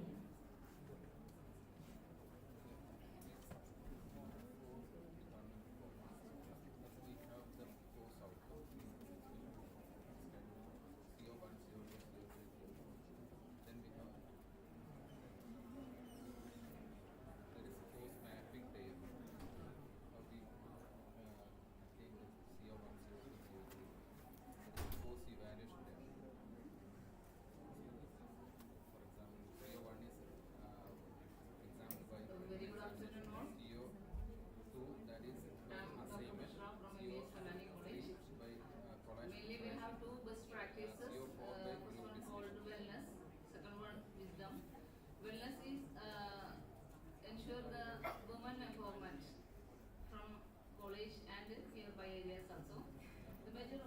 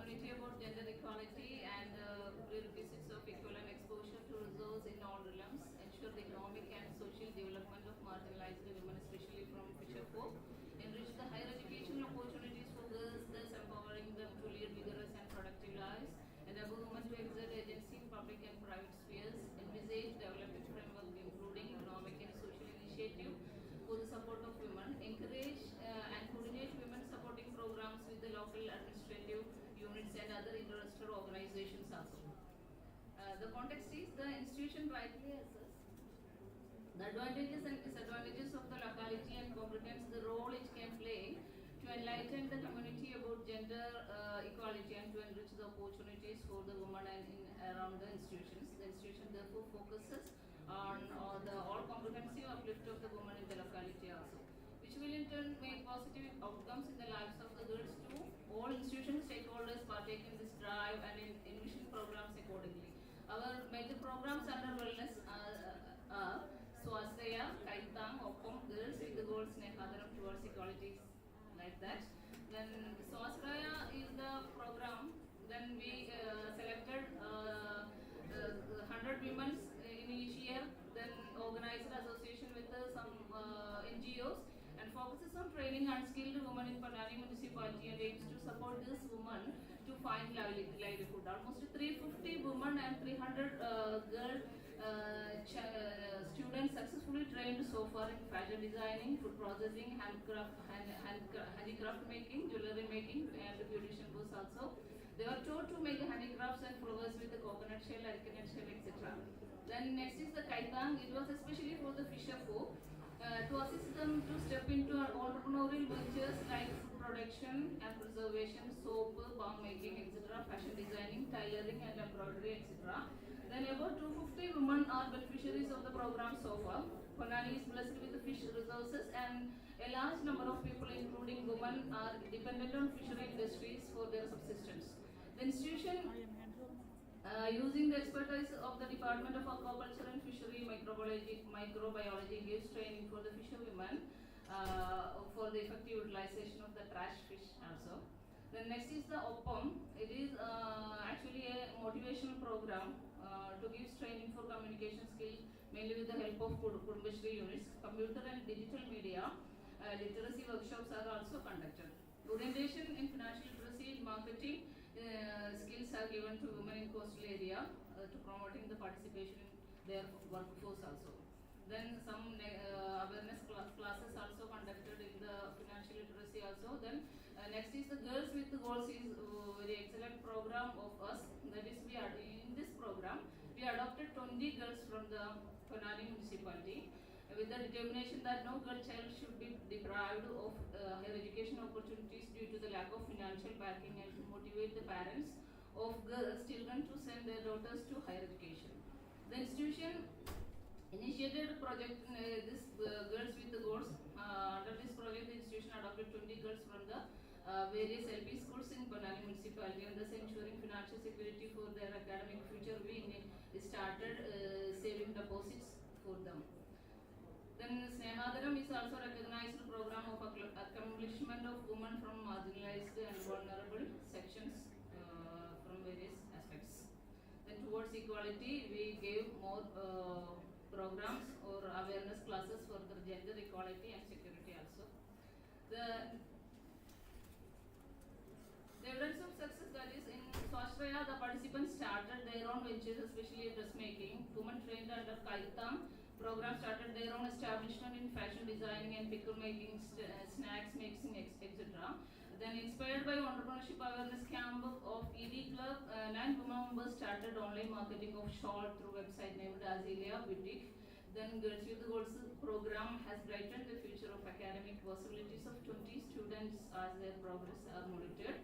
Local administrative units, Kudumbashri units and philanthropic organizations are joining hands with the institution to work for the upliftment of the women in the area. Positive changes are visible in the attitude of the students who have become the active participants in gender sensitization program.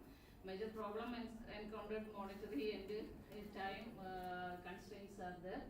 Then lack of another supporting resources also there.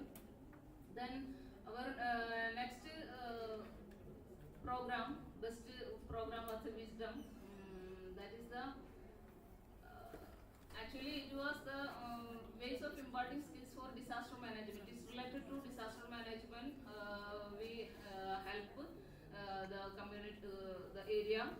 Then in this we identify the areas in Palani it is susceptible to various kinds of disasters, assess institutional arrangements, interdepartmental engagements and available resources so as to comprehend their competence to mitigate specific disasters which will facilitate effective coordination in times of need. Evaluate the measures taken so far for the disaster risk reduction, monitoring and rehabilitation. Promote research studies to update disaster management plan and information database. Then frame capacity building and preparedness measures required to taken as and when required. Train the students for disaster management workforce, conduct awareness and supportive programs like. Then the context, Manali is prone to natural disasters and has been adversely hit by the calamities frequently. Tsunami is just like that. Then constant fear and undergo the insecure feeling for the people. The devastating flood that literally made dangerous situations. Then the role of higher education institution in disaster management spans all phases of disaster cycles. It plays a vital role by mobilizing emergency voluntary support, coordinating the rescue and construction operations, and ensuring academic and research contribution to accomplish maximum risk reduction. Major practices was mapping the neighborhood area. Then we gave a planning for the any circumstances. Then we made conducted survey and creating database. Then we create a rapid response wing with the trained students. Then shore up our students will give all supports to the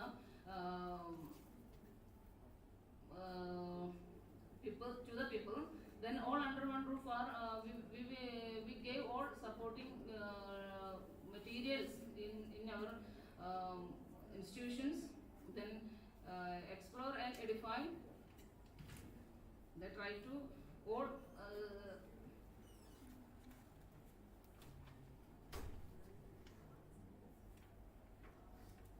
studies to effectuate the practical and all-inclusive machinery to prevent, mitigate and respond to any event of disaster and consistently advance in all aspects of disaster risk reduction, thus making a safer Panani possible.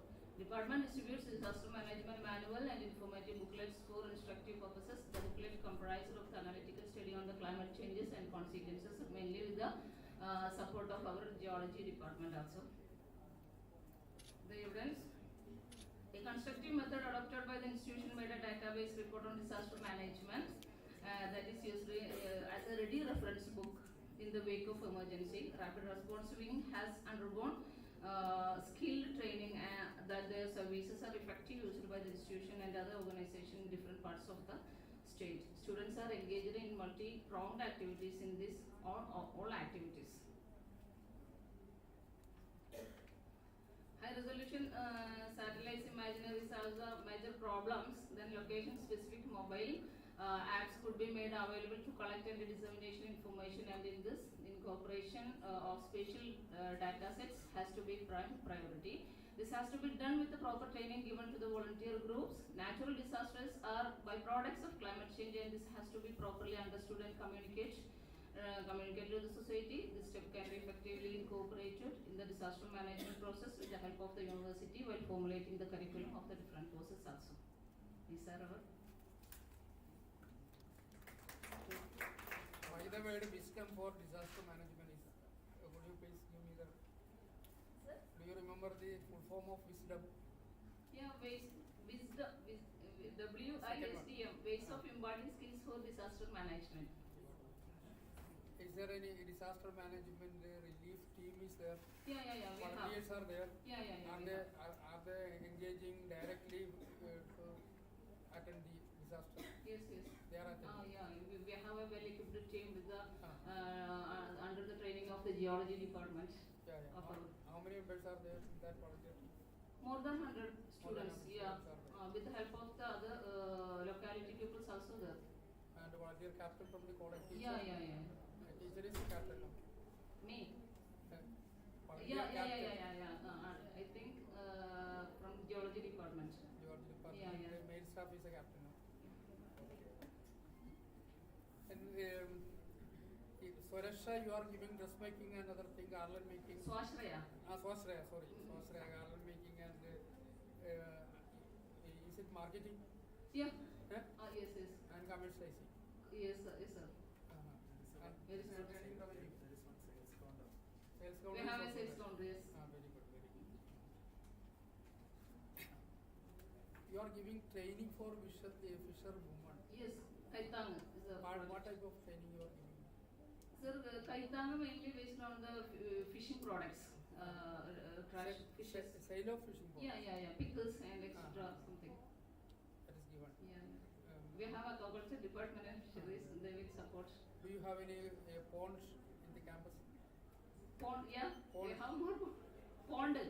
Ponds. Yeah, we Fish have pond. more ponds with Fish ponds. fishes. Yeah. Uh-huh. We have a well-established agriculture department. And they are growing fishes. Yeah. They will sell. They have the counter sale, states counter also. Counter sale is okay. Yeah. Okay, very good. Okay, thank you, sir. Thank you, ma'am. Now moving on to the valedictory section. Sir, please.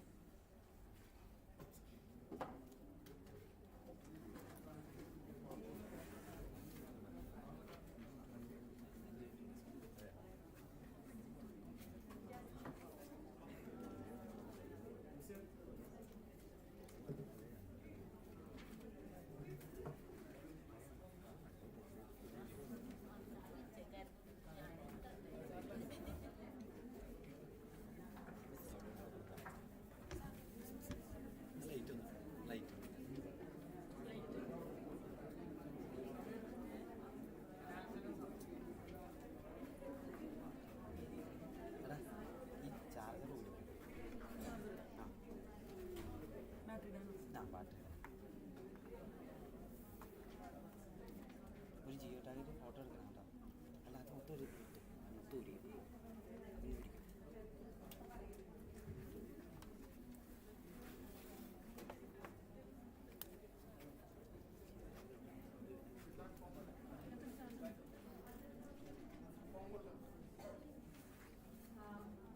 From the participants, kindly come and give the feedback.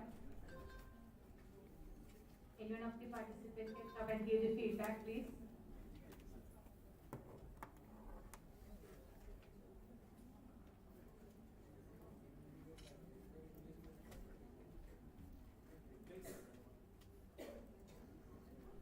Anyone share your feedback?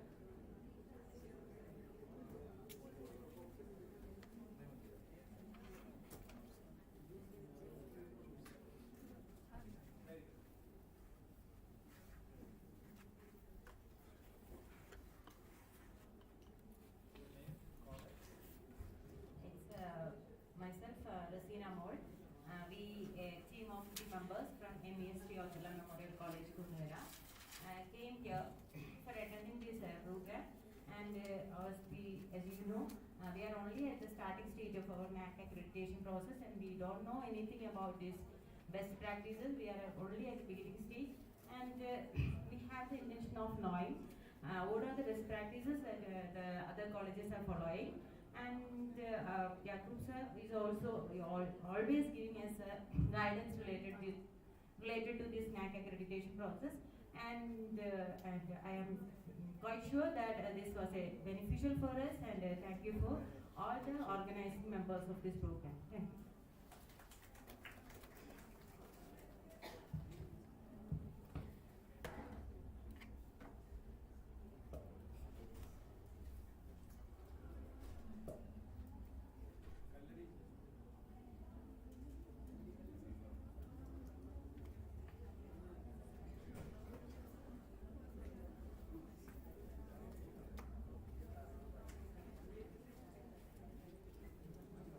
Very good evening, dignitaries. My name is Ebi. I'm from MES College. So this is the first time I'm attending such kind of seminar, and we have, I would say, we have the guides for me. They used to explain, especially the assessor used to explain the many parts of accuracy, especially the 7 criteria. So this is the first time from my personal view. This has benefited very much for me. So this is the first time I'm heading forensic department in MES College, and I gained very valuable information regarding the all 7 criteria. Especially today's meeting was very much beneficial for me, and I would like to thank all the colleges who organized this event, and thank you very much.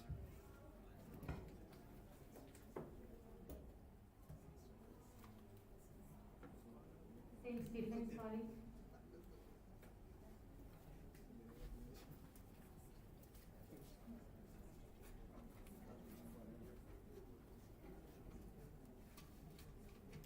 So St. Stephen's College, Udaipur was awarded B grade in our previous NAC visit, but the whole college worked very hard, and we both were part of working on the best practices of the college, and we now know that what should be done actually in the college to improve the standards of education. So recently our NAC accreditation was over and we are awarded now with an A+ grade. So we are very happy to be a part of this seminar and to know about the various best practices of other colleges. Thank you. Thank you, ma'am. Today, total 16 colleges registered from outside, and there were 11 paper presentations on best practices in higher education institutions. Thank you very much for your participation and making this program a grand success. Moving on to certificate distribution.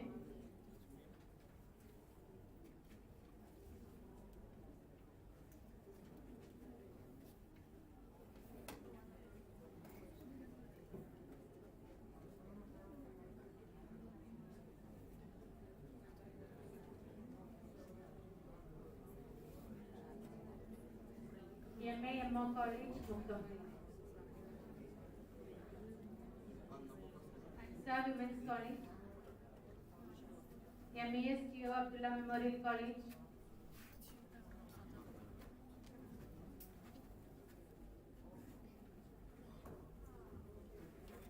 All participants can come together and receive the certificate. Duty certificate is also attached along with the certificate.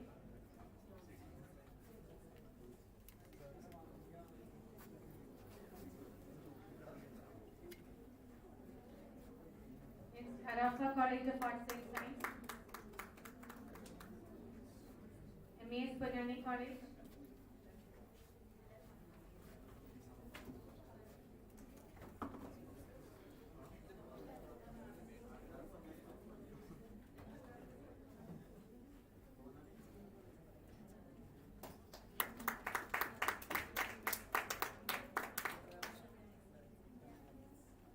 College Panani.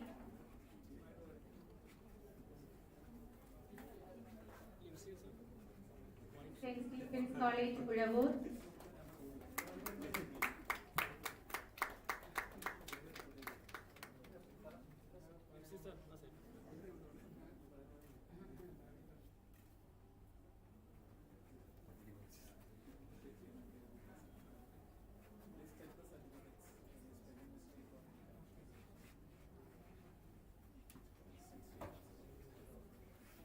MES Kalladi College.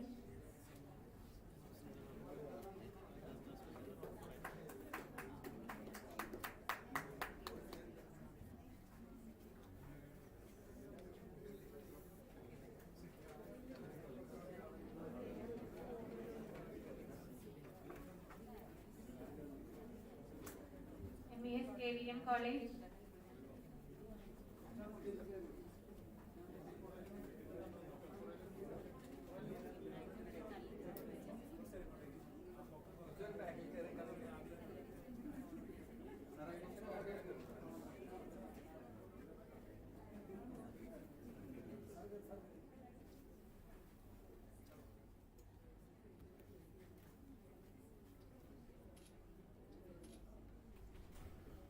MES KVM College.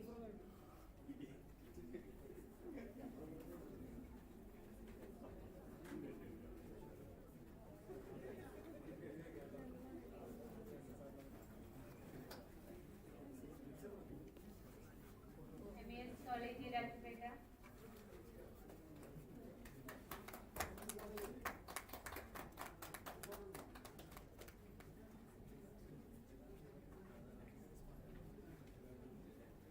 Christ College Irapeta.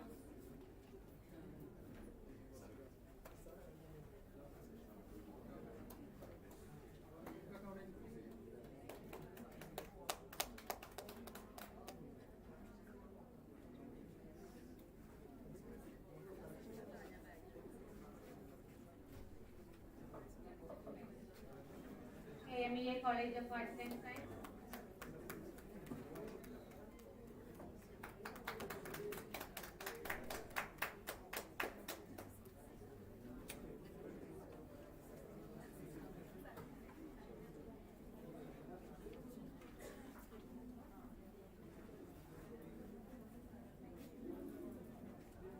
Carmel College.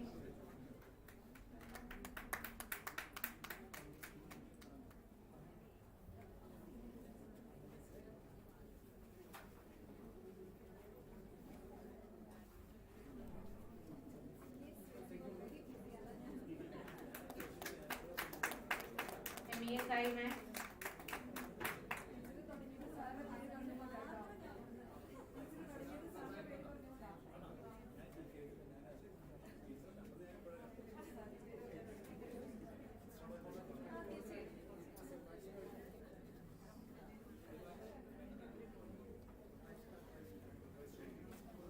MES College Parapally.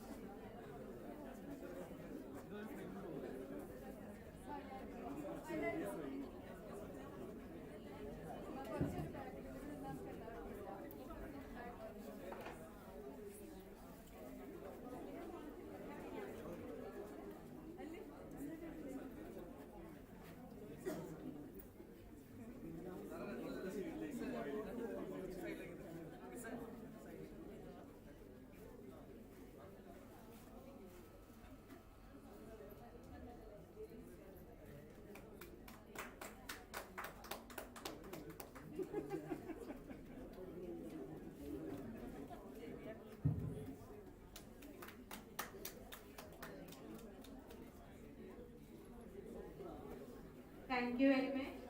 Now I would like to welcome Dr. Ali Siagini, Joint Coordinator of IFAC, for delivering the vote of thanks.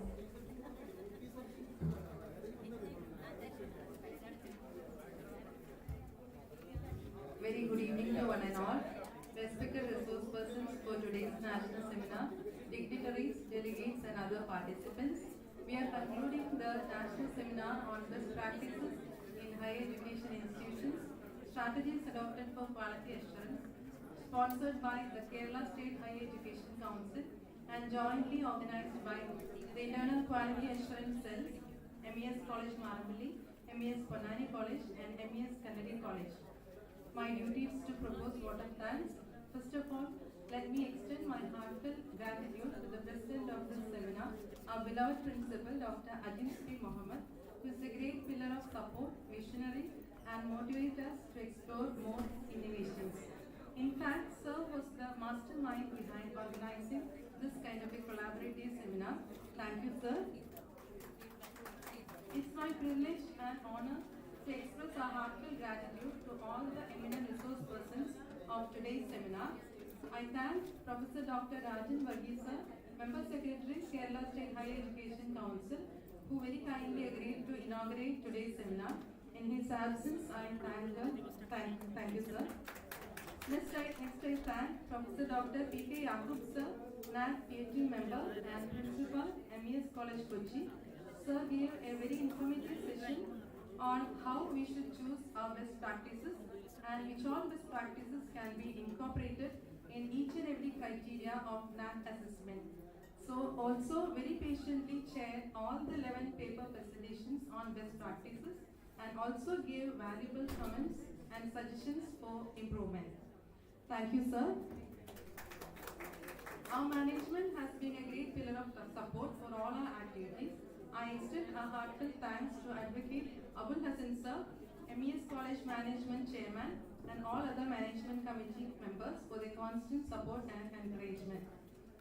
I also extend our sincere thanks to our beloved Vice Principal and IQAC Coordinator, Dr. Jasmine PM, who coordinated the whole program in a wonderful way. Thank you, ma'am. Next, let me congratulate and gratefully acknowledge the immense support, cooperation and contributions rendered by the principals, IQAC coordinators, IQAC team and all the faculties of all the three colleges, MES Ponnani, MES Kannadi College and MES College Marapalli, to jointly organize this seminar and make this collaborative event a grand success. Thank you all. I also thank Dr. Jubil Matthew, sir, Director, MES IMAT, Dr. P. F. Fatima, former Principal, MES College, Marapalli, Dr. Lindsay, IQAC Coordinator, MES Ponani College, Dr. Asar, IQAC Coordinator, MES Kalladi College, and Dr. Shemi, Staff Secretary, MES College, Marapalli, for their felicitations and vote of thanks. Thank you all. The success of any program is largely determined by the extent of participation that we receive. We had 11 paper presentations on best practices from 11 colleges, and we are overwhelmed by the enthusiastic support and participation from 16 reputed colleges across Kerala. I thank each and every paper presenter from all the colleges for their sincere efforts, good presentations, and coming all the way here to make this seminar a grand success. Once again, on behalf of the IQAC MES College, Marapalli, and all the organizers, I thank each and every participant for their valuable time and participation. Thank you all and have a nice day. Thank you, ma'am. Kindly stand up for national anthem.